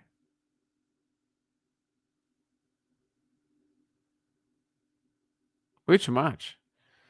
Am I forgetting about some encounter between them? The final. Yeah, of course, sure. Yeah, I was just thinking about the comebacks from Daniil last year. When he had the two sets to have done comeback against Zverev and Rusuvuori. But you're right. Yeah, of course, the final was also 2 sets to have up. For some reason, I don't ever think about it this way. Like I think about the Medvedev Zverev semi and the Medvedev Rusuvuori one. But the Medvedev Sinner final, like after the third set or after the middle of the third set, it never really felt close, right? Daniil just kind of knew that he has 0 energy left, so he came out of this super aggressive strategy, surprised the nervous Sinner. But when it was done, it was done, and like there was no intrigue anymore in sets 4 and 5. I think the operators are just playing with us now. I mean, they're showing us this feather that's lying on the floor.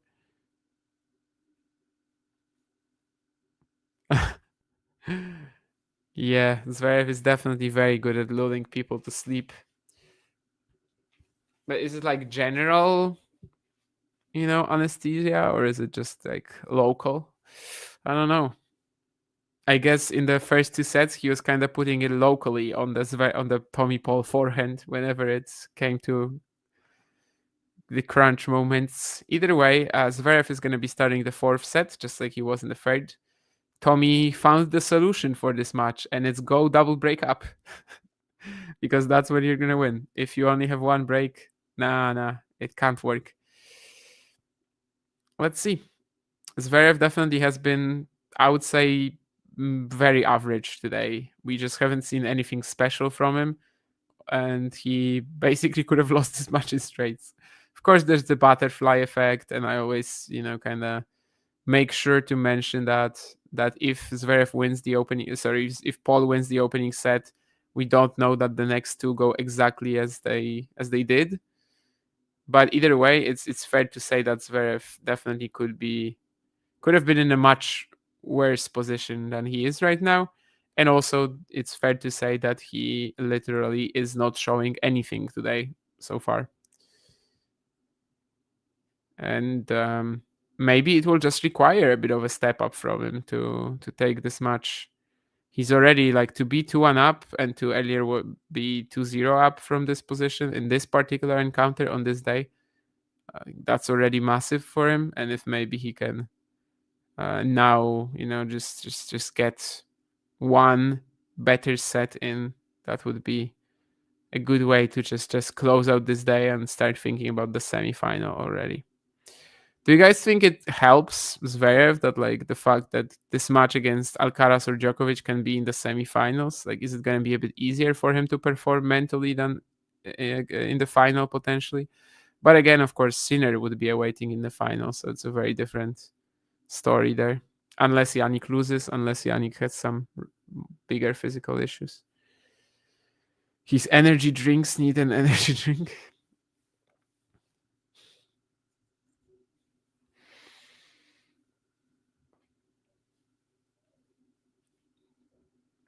Yeah, I mean, not the most entertaining player on the planet. I do think he kind of should have a slam to his name, but I do think there's a lot of matches as well from Zverev that I'm not excited to watch. In fact, this very event, right? I mean, you've got 4 matches from Zverev so far before the quarterfinals. How much of that did you guys actually watch? Like, I don't think I was excited by any Zverev match. So today is kind of like the first time I'm properly watching Zverev this event, which says 2 things. First of all, he wasn't struggling against anybody, because if there was a tight match, I would have turned it on. And second of all, yeah, I mean, the matchups just weren't that exciting. He has to have like a properly watchable opponent in order for his game to also stand out, I think. But it's not like he hasn't been in great matches before. It's just like, yeah, it has to be a combination of him and his opponent, I think. 40 love for Zverev here. Can Tommy keep creating something, or is it going to be a routine hold to kick things off? Well, not a routine one yet. Zverev missing that backhand. Tommy kind of just definitely, you can see how he's letting the grip a bit loose. He's covered about 200 meters more than Zverev in this match so far. Not a big difference. As I said, it's tough to say who the like very hot conditions today would suit, as both players are generally among the fittest on the circuit. Zverev serving at 40-15. Of course, the third set just started from a break for Paul. Not the fourth one, though. Let's see. It does feel like a lot of these games from here, they will actually feel quite crucial. The way that Zverev is playing today, it doesn't matter if he faces Djokovic, Alcaraz at semis or final. I agree with that, Joao. Yeah, he'd have to step up. But the good thing for him is that he actually has, like, against Sinner and Alcaraz, he does have better matchups than most of the tour, right? He actually pushes these guys. So can you do the D-Trump dance for us? I don't know what the D-Trump dance is, so I can't. If it's like some sort of a TikTok thing, then no, sorry. Only match I was tempted to watch was the one versus Fernley. Yeah, I can understand that. I know that some people were excited about it. I just didn't really see a way that Jake could... Like, there's just nothing really about Jake's game that, like, truly stands out, I think. But at the same time, he's so all-rounded, very complete, and kind of just when he faces a guy like this, I don't know. I just couldn't see him winning, really. So I wasn't too excited. But again, if it got close, I would have been watching that, but no. Anyway, Tommy Paul serving at 0-1. Let's see. The margins are still very slim, of course. Just one break for either player here could really mean everything. So he's gotta stay on point. It's not like the third set where he started on a break and just kept rolling with it. And he loses this long exchange. I think Zverev would probably play a bit better against someone like Alcaraz or Sinner, but would he actually be able to take the win? That's another story. Of course, last year, a great performance against Carlos here in Australia. Carlos basically so close to a straight set loss. Then he starts turning it around a bit, but is not playing the matchup too well, just trying to blast the ball full power at the Zverev backhand. It's not going to work. The serving from Zverev was, of course, spectacular. And yeah, he just had a phenomenal showing there in the quarters. Semis as well, the first 2 sets against Daniil. But as we know, he did choke that away in probably my favorite Medvedev Zverev match, as most of them are tough to watch, and that one wasn't. let's just say the bar wasn't set too high for the Medvedev-Zverev rivalry. It is one of the weirdest ones on tour for sure, with just how similar they are in terms of being these tall counter-puncher type. Apparently, Zverev is 63-3 after winning the first 2 sets in Grand Slam singles. I already mentioned the previous 2 matches. The matches from last year, right, which was Wimbledon against Fritz, where he had a knee issue, but still lets Taylor get back into it a bit. And then obviously also you have the Medvedev one last year at the Australian Open. And the third one is a famous match, Dominic Thiem US Open final, where I think Domi was the favorite going into that match, considering how well he played against Medvedev in the semis especially. That was such an amazing win for him. I remember being shocked that he beat Medvedev in straights there. And then obviously Zverev just plays much, much better for like 2.5 sets. Has these opportunities in the 5th set as well, where Thiem is just basically unable to hit through his backhand anymore, is slicing it all the time, but still can't take the win. So 3 times he's lost a 2 sets to love lead. US Open final, Australian Open semi-final, and Wimbledon 4th round, was it? 4th round, yeah, between Zverev and Fritz, or maybe even 3rd round. But no, they wouldn't be able to play in the 3rd round, right? Yeah, 4th round. Okay, maybe he's stepping up now. That's the backhand cross-court return. I guess a winner. Maybe Tommy just barely touched it. I'm not sure. Either way, it's 2 breakpoints for Zverev. Tommy was trying to serve and volley at 15-all, was disappointed that the serve didn't go in. Yeah, I don't think he even touched it. Yeah, he was late on it. So 2 breakpoints anyway. But yeah, 15-all, Tommy was trying to serve and volley with the sliced serve. Probably wins the point if it goes in. I think he was disappointed that it didn't. And now things are kind of escalating, especially as he misses the forehand here. Yeah, that's such an easy approach shot, but he tries to... I think he was just really overeager to kill the point with it and, just run into it head first, really, head first into a wall. And that's going to be 2 games to love for Zverev. They are going to switch rackets, both of them, as the ball change is happening.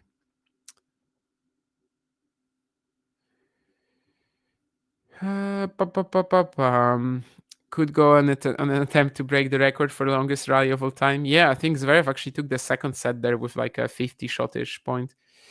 What is my favorite chocolate? Do you mean the brand or the flavor? I definitely don't enjoy the taste of coffee or cocoa generally all that much. So I think dark chocolate is, let's say 90% is a bit of a no-no for me. 70, 60, it's fine. But generally milk chocolate. I like white too. I know it's not not even properly chocolate, but do I like the taste? Yes.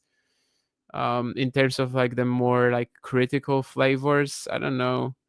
I guess I like anything with I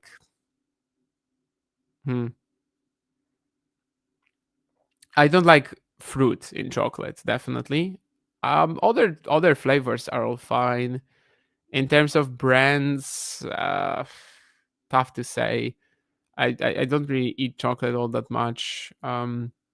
Obviously all the Lindt stuff and all these more expensive premium ones are good, but I don't really buy them. That I don't think that's worth the price. There's this very nice Polish chocolate which is called Goplana. It's not very popular. It's not probably one of the top 10 here or anything like that, but it has this very distinct taste, which I think is great. It doesn't taste like any other chocolate. It has this very deep flavor, and I have a lot of nostalgia for it because my grandma used to buy it for me, when I was a kid. That was kind of the one that she usually brought to us, and yeah, I have a lot of sentiment for it. Obviously, Milka and stuff, they're fine. They're very sugary, but they have a lot of good creative flavors, let's say. So I definitely like to try something new sometimes. I like the bubbly chocolates as well. Mint chocolate, yeah. I definitely love mint chocolate. Chocolate is good as a whole. I'm never gonna be very dissatisfied eating a chocolate. I don't think that's really gonna happen. But as I said, very, very high cocoa percentage dark chocolate. Not necessarily my taste, although it's obviously much healthier. I ate this chocolate that was without sugar as well recently, which was quite interesting. Like calorie-wise, it's very similar. It was like on the darkish side, like over 70%, I think, but it was very good. There was a sale on it in my local shop, so I figured, oh yeah, I should try it. Anyway, 15:30 here. Tommy tries to go to the net, but this time the passing shot from Zverev is just a rocket. So, yeah, not Tommy's fault here that he can't play this volley. But that was a chance. Like, he had the approach shot. He played it better this time than on the break point, obviously, where he just sent out a very easy shot way wide. 30 all. And if Zverev gets that free love lead, that would definitely feel like he's, one leg into the semis. But it's not a break until you hold, right? We've been saying that this the entire event. And we've been doing a lot of cock jokes. I think that the two things I'm going to remember about this event from the Talking Tennis watch-along perspective, one of them is the jokes about the cock, and one of them is also the fact that it's not a break until you hold. There's more things, but I'm just kidding, really. Oh, another one of these forehand returns from Tommy where he just reads Zverev like a book here, 205 kilometers an hour. But yeah, that's obviously the side that Zverev wants to like pepper a little bit more. But yeah, Tommy seems to be more and more adjusted to it, and Tommy seems to be just understanding maybe the direction of the Zverev serve a little bit better. Still has to play one more shot, but it's going to be pretty easy for him to get this backhand angle here. So deuce. Quite a massive game, needless to say. This is a serve that should win Zverev the point, and this time he's much better about his approach. You might remember actually the beginning of the third or the second set, one of these early breaks for Zverev. This was how he lost it, right? He played this inside-out forehand, and Tommy is just reading it well and getting the pass down the line. Whereas here, he actually just waits until the very last moment to see where Tommy goes and chooses the third direction, actually, which is down the middle. And it's a game point for Zverev to go 3-love up.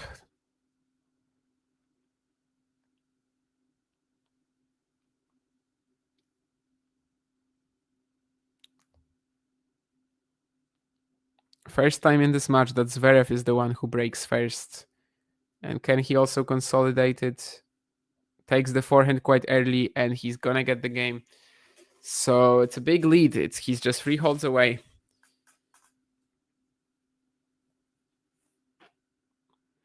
I'm not a big fan of nuts generally, Ghosty. So like I'm fine. Like I will eat chocolate with hazelnuts or whatever. Yeah, I will eat it, but it's not like my favorite. Oh, and Joao says that Arevalo and Pavic are out. So Joransson and Verbeek, great stuff there. 6-3 in the third. They're going to play Bolelli, Vavasori in the final. Sorry, in the semis, obviously. Yeah, the Portuguese couldn't manage to do it today. Of course, I saw a very funny tweet from your countryman Jose Morgado the other day, who said that like this was such a weak day at the Australian Open, other than Goff against Bencic opening set and Portugal making history. And that making history was Borges and Cabral advancing to the quarterfinals. I found it very amusing that Jose like thought it was one of the biggest stories of the day. But certainly, yeah, Nuno and Francisco, yeah, they've been playing with each other a lot since the junior days. I loved them early on the Challenger Tour. Of course, they also won the ATP 250 in Estoril. Then they just kind of went separate ways because Nuno started playing singles in bigger events, and basically they couldn't really play with each other that much. But now that Nuno is back, like kind of on the main tour, yeah, they can still make some appearances, and they're still dangerous. I remember at the Olympics pointing them out as like a potentially, dark horse team. They just have so much chemistry, and they've been friends for such a long time. I think it also matters a lot, and yeah, very fun match at the end of the 2022 Challenger season. I think it was. I think it was literally the last doubles match of the 2022 Challenger season when Nuno and Francisco took on Kash Paten in Maya.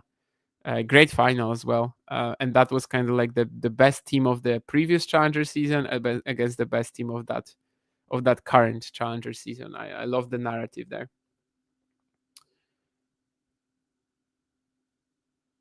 Yeah. I mean, the as long as you're like the where Francisco is right now, right? So like as long as you're about 80, 76, it's not that easy to get into double slams. So definitely helpful there. I remember when Szymon Walków, for example, made his Grand Slam debut because Hurkacz played with him, right? Hubert was also helping out the guys from Poland.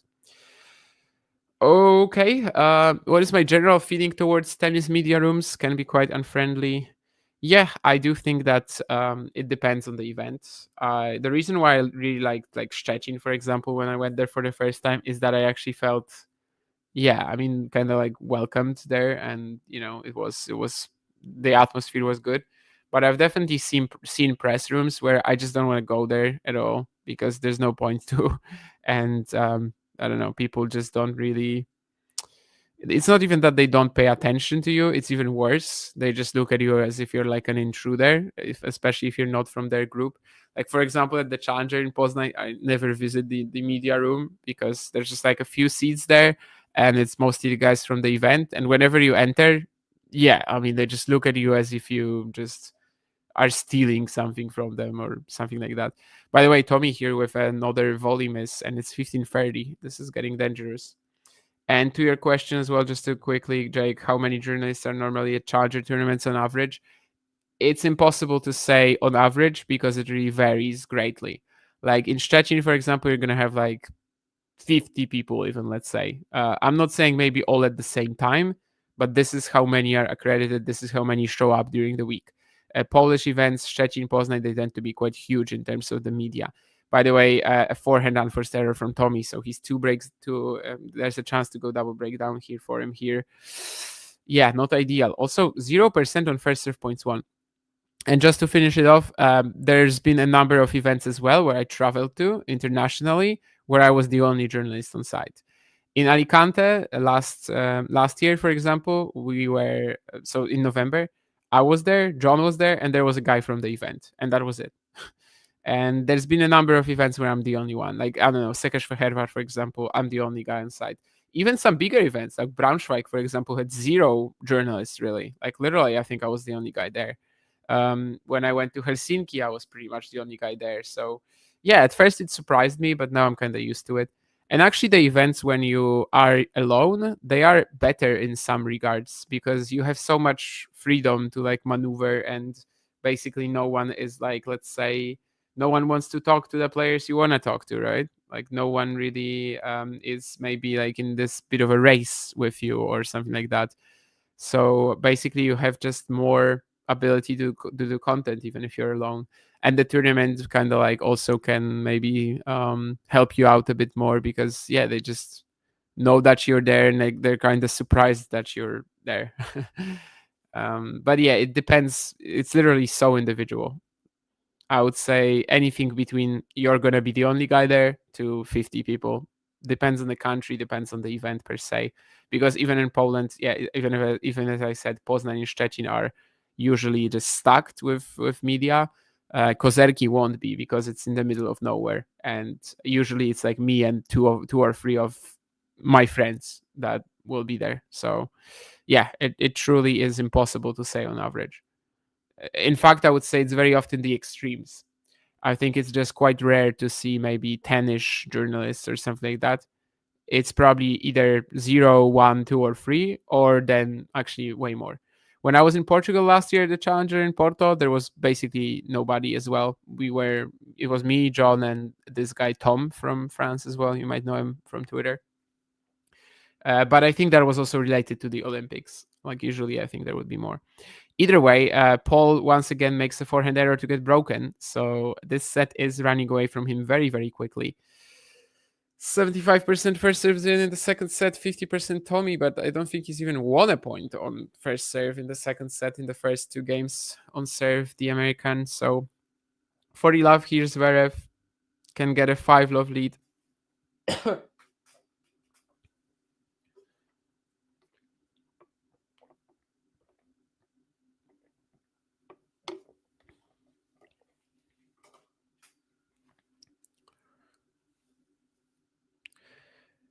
Really? A double fault here? I thought it was in. Anyway, 40-15.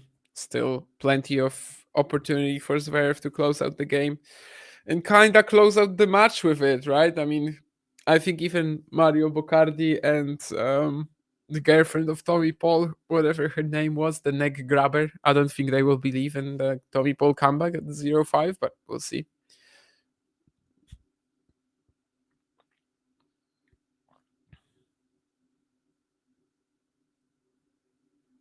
Tommy attacking the ball a little bit more here in this point. You can see very like in Tommy's technique, you can see very like just instantly you can see whenever he's letting it loose a bit more. Literally, like the grip is very different, the arm is going so much quicker. He still loses this point, by the way, with a forehand unforced error, just to be clear. But you can see when the pressure is like completely off, he just instantly starts ramping up the pace, and the whole motion is just going, and at a different pace even. Anyway, 5 love. Yeah, again, yeah, exactly. You're right, Jake. More access if you're alone at an event. So that's kind of good. Like, I really don't mind. Especially, I think what's also important is like how free you are to maneuver around the venue. So like if there's a lot of spaces where you can't enter, or if it's like very easy. But yeah, some of these events that I like the most are actually the ones when I'm literally by myself there, and I can go anywhere. No one is looking at me. This is also part of why I like this. I really like this. It's a very small indoor clay venue in Hungary, for example, because like, you were the king there. Like nobody would ever pay attention to you. On your accreditation, you could literally go anywhere you wanted and talk to anyone you wanted, and there was nobody else there that wanted to be accredited, wanted to have a media pass. Which actually also made it tricky to go there. I had to write a guy from the Challenger Tour to get me the email from the tournament director, because they didn't like have a website and stuff. But anyway, never mind. Not really the topic of today's stream, of course. But yeah, 50 accreditations. I might be even like lowballing it, Joao. Like in Szczecin, there's a ton of media. A lot of that are local though. Like I'd say that these events that I mentioned, so Szczecin and Poznań, which tend to have a lot of journalists there, this is mostly local media. It's only going to be a few select people who are going to be traveling these events. Most of them will be from the city. I think if someone in Poland is traveling to Challenger events, they're like, my friends, really. So like, there's a few people that I know, and we're all very friendly together who could do it. But generally, it's going to be local people, and this is why that event in Kozerki, which is like 40 kilometers away from Warsaw, but still enough for people generally not to come. That's why it tends to have a much lower number of journalists, because there's no local media to speak of. It's literally in the middle of nowhere. Either way, that's on Challenger, and that's on how Challenger media rooms work. If you even have a media room, in Austria last year, for example, there were 2 guys there. I was one of them, and the other was the press officer from the Challenger in Ismaning, that one on orange carpet courts. But yeah, anyway, let's stop this topic right now. But that's also fun. Like I enjoyed the atmosphere, even though it was just 2 people. Either way, let's see. Tommy Paul approaching the net. This slice from Zverev is going to be in the net itself. So, well, Tommy was approaching, but didn't need to play it. Either way, what I'm trying to say is that I started talking about a very different topic, because obviously the set itself kind of died at 0-4, especially. But let's see. Is there a crazy comeback left here for Tommy Paul? What we unfortunately were saying after the first 2 sets is that from here, it's not like Tommy doesn't have the level to win the next 3.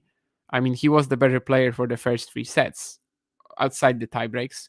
So definitely the level was there, but it's just very hard to produce a comeback from 2 sets to love down. I think at the US Open, especially when I was watching Djokovic against Popyrin, Alcaraz and Botic, I kind of had this reflection that it's actually much tougher than you think, because you could see how kind of like lifeless, especially Carlos was, but Novak to an extent too. I think they both were experiencing some sort of an Olympic, the Olympics took a lot out of them mentally, and I think they were both experiencing that at the US Open. And you could see that when they don't have that sort of like full drive, it's just so hard to win 18 games from there and kind of, just pulling off a comeback like this. It's really way tougher than people have made us think, than players have made us think in the last few years. It feels like some big three members or Murray at some point were doing this almost routinely. In fact, I think it might be Murray who has the most 2 sets to love down comebacks, right? So they were doing this almost routinely, and we were always looking out for that possibility.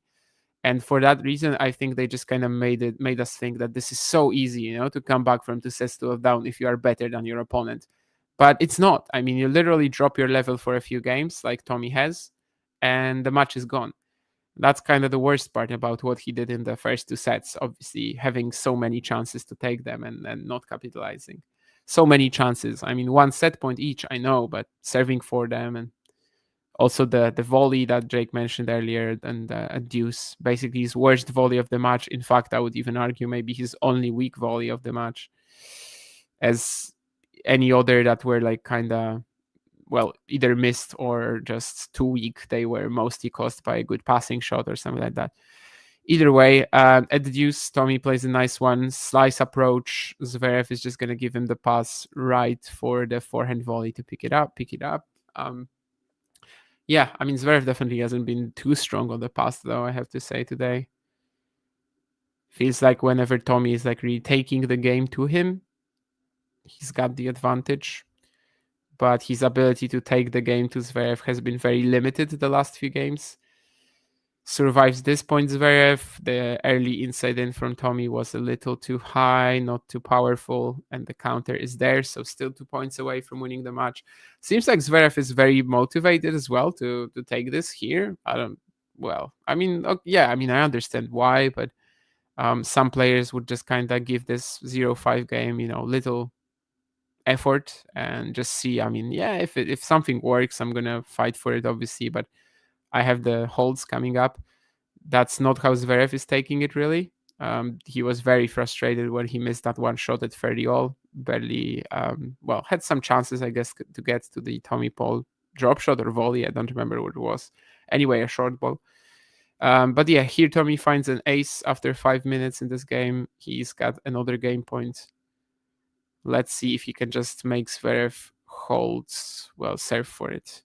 Of course, Zverev has the insurance break as well, so the lead is very much there. Like, the lead is pretty big, but who knows? Maybe there's more twists coming.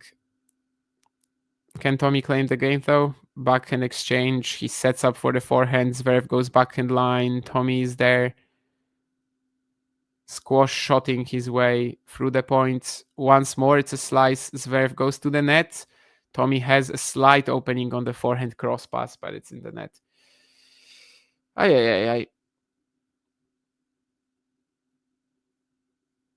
The tournament in Hungary, Szekesfehérvár, it started in 23, and it was, by the way, the best Challenger 50 field ever that year. So let me tell you about the quarterfinals. It was Marozsan Andreev, Medjedovic Piros. Kobolli was playing Hassan maybe in the quarters. Or no, Kobolli was playing Ivan Fairness, I think. Hassan was earlier, but Kobolli Fairness, and I guess there must have been Serdar Rusic against Ginard or something like that. Like, for a challenger, no, maybe that was the second round. Serdar Rusic against somebody. For a challenger 50 field, it was insane. Marozsan, Medjedovic, Piros, Kobolli. So Kobolli right now in the top 50. Marozsan very close. Medjedovic, obviously the next gen champion that year. It was fantastic for a Challenger 50 field, and I did enjoy it greatly. It was, I think, just 2 editions so far. Last year it was won by Chun-Sin Tseng over Tituan Droguet, wasn't it? Yeah, I think Droguet got injured in the final. Either way, we have a return winner from Zverev as Paul was approaching, and after 7 minutes in this game, we've got a match point for the German. Tommy attacking his forehand, but he's not going to do that much with it. Zverev stays in the point. There's going to be a drop shot from Tommy. Zverev approaching the net. Should put this away, but he doesn't. What an incredible match point save from Tommy. Wow. Yeah, crazy get here. Zverev playing that backhand volley like pretty much into the open court, it seems, but Tommy just speeds up and then plays this ridiculous shot here. Wow. Yeah, best point of the match, maybe even. Insane. I want to see Zverev's reaction on the replay. Yeah, he's just like, what? This was literally a moment when Zverev could have been home already, and Tommy just plays something special. Now there's a lob from Zverev, though, that probably is going to be long. Yeah. And it's a game point for Tommy. Can he extend the match from here? Oh, so you are also the only international writer in Linz. Yeah, that's kind of weird, I guess, at the 250. Although, no, actually, maybe not. In Marseille, when I was there were like a couple people. But in Warsaw, I guess we only had one guy from Lithuania 1 year, and maybe the other year there were just Poles. Yeah, I guess into 50s, especially on the WTA side, it can happen. But as you said, more access. It was just a better opportunity for you. So, and it's going to be the game for Tommy Paul finally. 5-1. Yeah, I mean, sure, he extends the match just slightly probably, but he does extend it. The comeback is on. I think the thing with Zverev is that you've got to strike while the iron is hot when you are on top, because in a lot of matches he can go sets without giving you any serving dips. Yeah, absolutely. The pressure is going to be very high on you when you're playing him. And it does feel like the opportunities you have, you just got to take. Otherwise, you get dragged into this match that he wants, that kind of more gritty, grindy contest, and then yeah, you don't necessarily have to come out on top. In fact, just one sloppy start to this set from Tommy, and the match kind of felt gone by that point. We'll see. He tries to go for a bigger forehand cross court here, but he misses it just barely. I mean, that's a disappointing one for Tommy, because this was literally a perfect rally from him. Just missed the finish by a few centimeters. Can he keep creating any pressure here on the Zverev serve? Gets the return in play. It does feel like Tommy's returning in the fourth set. In the third set, it has actually been really strong, which, yeah, I mean, it feels kind of weird to say this at 1-5. But all these like first serve returns that are just not down the tee really from Zverev and not at the body, but just at the Tommy Paul forehand, they're not working anymore. And yet somehow he's 1-5 down here. Well, not somehow. I mean, there were some tough games on the Zverev serve this set, but the Germans still won it. Still won them, and it's just that Tommy was in trouble on his, right? 3 points away from the match, Alexander Zverev. Let's see. Tommy going for the backhand line, but is going to miss it this time. This one, though, I can't say it's as much of a disappointment for him as the first point of this game, because this was a much wilder miss. 30-15 Zverev, just 2 points away. I kind of forgot about drinking water, and I can feel it in my throat.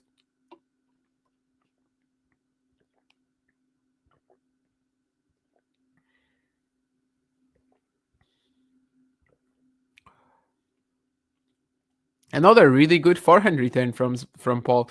I don't understand why Zverev keeps going for this. Like, really, at this point, you should probably adjust the serving strategy a little bit on that outside, because it feels like I've seen this return so many times now from Tommy the last two sets. You know, it's one of these like very conventional Zverev serves that give him the high first serve percentage, right? Because he's not risking, he's not going down the tee, he's not going at the body, he's not going wide. He's just going like middle, let's say between body and between tee. So like somewhere there, he's going at the Tommy forehand, and it's just not giving him anything at the moment. But he still goes for that, and he does the same on the deuce side here. It's just that Tommy misses the next backhand, so still second match point for Zverev. Paul played his best shot of the match when the previous match point was there for Sasha. Either way, 5-1, 30-30, 40-30. Let's see.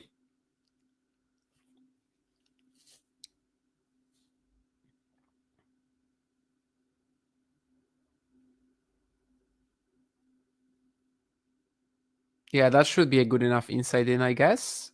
Or is the lob in? It is. Baseline smash for Zverev. This could be another crazy match point save for Paul, especially as he gets to this inside out backhand too. And in fact, he survives. Oh my goodness. Yeah, this is another crazy match point save. After the +1 inside in, you would feel that Zverev probably wins this point for sure. But there's a baseline smash. He doesn't like fully go for it, but yeah, I can't blame that really. As I said against Sinner against Rune yesterday, it was similar. And then eventually Zverev gets to the net.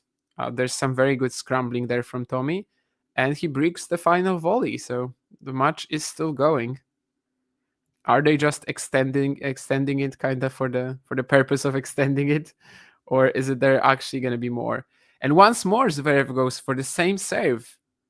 What is he doing there? Like, does he not see it that Tommy is just returning that perfect every single time? I don't know. And it's gonna be a break point for Paul. I mean, yeah, fully deserved, to be honest. He's been scrambling so well, match point down. Zverev keeps serving him keeps giving him the same serve that does nothing to Tommy. There's a backhand dropper here that the American converts into a point. And now it's a break point for him, actually. I mean, this would be the most ridiculous comeback ever, of course, if he won it. But even just extended, maybe put some doubt in Zverev's mind. We'll see. I mean, Zverev kind of has doubt in his mind all the time anyway, right? You don't need to instill doubt. Maybe Maxim Cressy would be a very bad player against, would have a very poor chance against Alexander Zverev. Because if you remember, there was this whole motto that Cressy had, which was like, I think, instill doubt. And in Zverev's mind, you don't actually need to instill it. So I think Cressy would be a little confused playing an opponent who already has that doubt in his mind. Either way, a break point for Tommy Paul. Once more, Zverev serves like so conventionally to the forehand. How is this possible? You've done nothing with this serve for the past 10 points. Why are you still serving the same shot every single time? I don't know. Either way, he wins the point. Tommy tries to go backhand down the line. He misses it just narrowly. Well, not that narrowly, but after 6 minutes in this game, we are still at deuce. This definitely hasn't been like a quick match. We've had a lot of these 5, 6, 7-minute games. 3 hours, 20-something minutes on the clock, despite the last two sets being similarly quite quick in terms of the scoreboard. Anyway, 2 points away once more, Zverev. He's had too much points already. Some amazing scrambling from Tommy on them. And can you guess at what he served? Tommy Paul's forehand. I mean, what the hell? I think it's like 10 serves in a row. He puts exactly in the same spot, both outside and deuce side.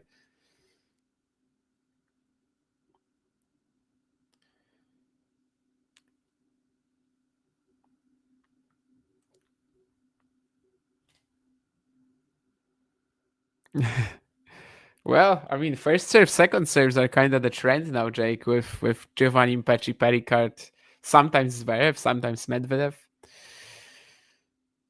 But yeah, Maxim Cressy was first. He was definitely first ahead of Gio. Oh, wow. This could have been the break there for Tommy Paul. I thought he landed this backhand return down the line. He fought too. Like he was already pumped, you know. He was jumping around. he was like, yeah, I got this. But no, unfortunately, it is an out call for him. There's 7 minutes in this game already. We are once again back to deuce.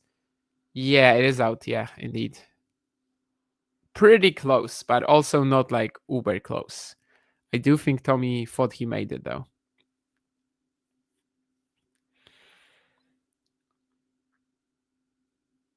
But Alexander Zverev, by the way, did not serve at the Tommy Paul forehand. Wow.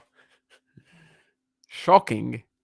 Oh, and there's no sunrise today, by the way, because apparently the sun won't be out. Like, I mean, yeah, there's still sunrise. I mean, sunrise is the sun also rises, haha, every single day. But definitely the view from my apartment here isn't quite as amazing as it was yesterday. We are arriving at this stage of the match where I can basically turn off the light above me. But since we're just 1 point away now, as Zverev plays another backhand drop shot. I like some of these backhand drop shots from Zverev, though. I think he's introduced it like 4 times, and every single time it's been actually perfect. But anyway, what I'm trying to say is that we are arriving at this stage of the match, or the stage of the morning, in fact, where I could turn off the lights. And I will do that if this match gets extended. But now we have a third match point for Alexander Zverev. And maybe I won't have to. Maybe I will just finish off the stream and then turn off the lights after, of course, giving you some sort of a roundup of what happened today. And in fact, it's an ace out wide. Alexander Zverev seems pretty tired, to be honest, after this. Of course, the conditions pretty brutal today. But he beats Tommy Paul 7-6, 7-6, 2-6, 6-1. So what happened there? I mean, yeah, definitely a story of the first 2 sets, as someone said earlier. And we had a 7-6, 7-1 set for Zverev in the opener, and then 7-6, 7-0 in the breaker in the second set. But what happened was that Tommy broke first at 5-all. He was definitely the one creating more pressure on the Zverev serve. He was the one attacking his forehand more. And when he had that confidence to go after his forehand line, get to the net, he was playing better than Zverev for the first 3 sets, really. But then the first set, he serves for it at 6-5. He has a set point there. I think he misses a pretty, let's say, random error of the ground, backhand down the line. And then eventually Zverev breaks back, and the tiebreak is, just an avalanche. And then the second set, pretty much the same story. Although Tommy gets the early break there, he gets to 5-3. This time the set point comes on the Zverev serve at 5-4. And I think on the set point, he couldn't actually do all that much. But then there's a deuce point as well, where he misses the easiest volley of the match, really, otherwise being fantastic at the net throughout. And he doesn't get another set point from there. He gets to another tiebreak, and that one is even more abysmal. But then he starts the third set with an early break, and he kind of keeps rolling with it, gets to a 2-break advantage. You can see once more that, yeah, he's the proactive player. He's at the net. He's crushing his forehand. But unfortunately, in some of these key moments, especially the breakers, but also the 5-3 game in the second set when he was serving for it, that's obviously the shot that tends to break down for Tommy, and the confidence wasn't fully there. He was making a lot of errors off the ground. And the fourth set, yeah, just finally for the first time in the match, we have a set where Zverev is the dominating player, let's say, at least in terms of the score. In terms of the patterns, still it was a little more even, I guess, than the previous 3. And yeah, I think what was demonstrated today is that despite Tommy being definitely the better player for most of the first 3 sets, just the fact that you're 2 sets to love down, it's going to be tough to come back. It's not going to be easy. This is just the tennis scoreboard in its full kind of, and definitely just displayed the characteristics of the tennis scoring system in its fullest extent in the best of 5 format, especially. It feels like Tommy has a shot because his level is there. In fact, it might be even stronger than Zverev. But the fact that he choked these first 2 sets away is just way too much to overcome at some point. And after 3 hours and 28 minutes, we have Tommy Paul out of the tournament, Alexander Zverev arriving in the semifinals, where he's going to play Carlos Alcaraz or Novak Djokovic. The watch-alongs will keep coming today on the Talking Tennis channel, Sabalenka, Pavlyuchenkova, and I think Djokovic Alcaraz as well. So make sure to tune into these.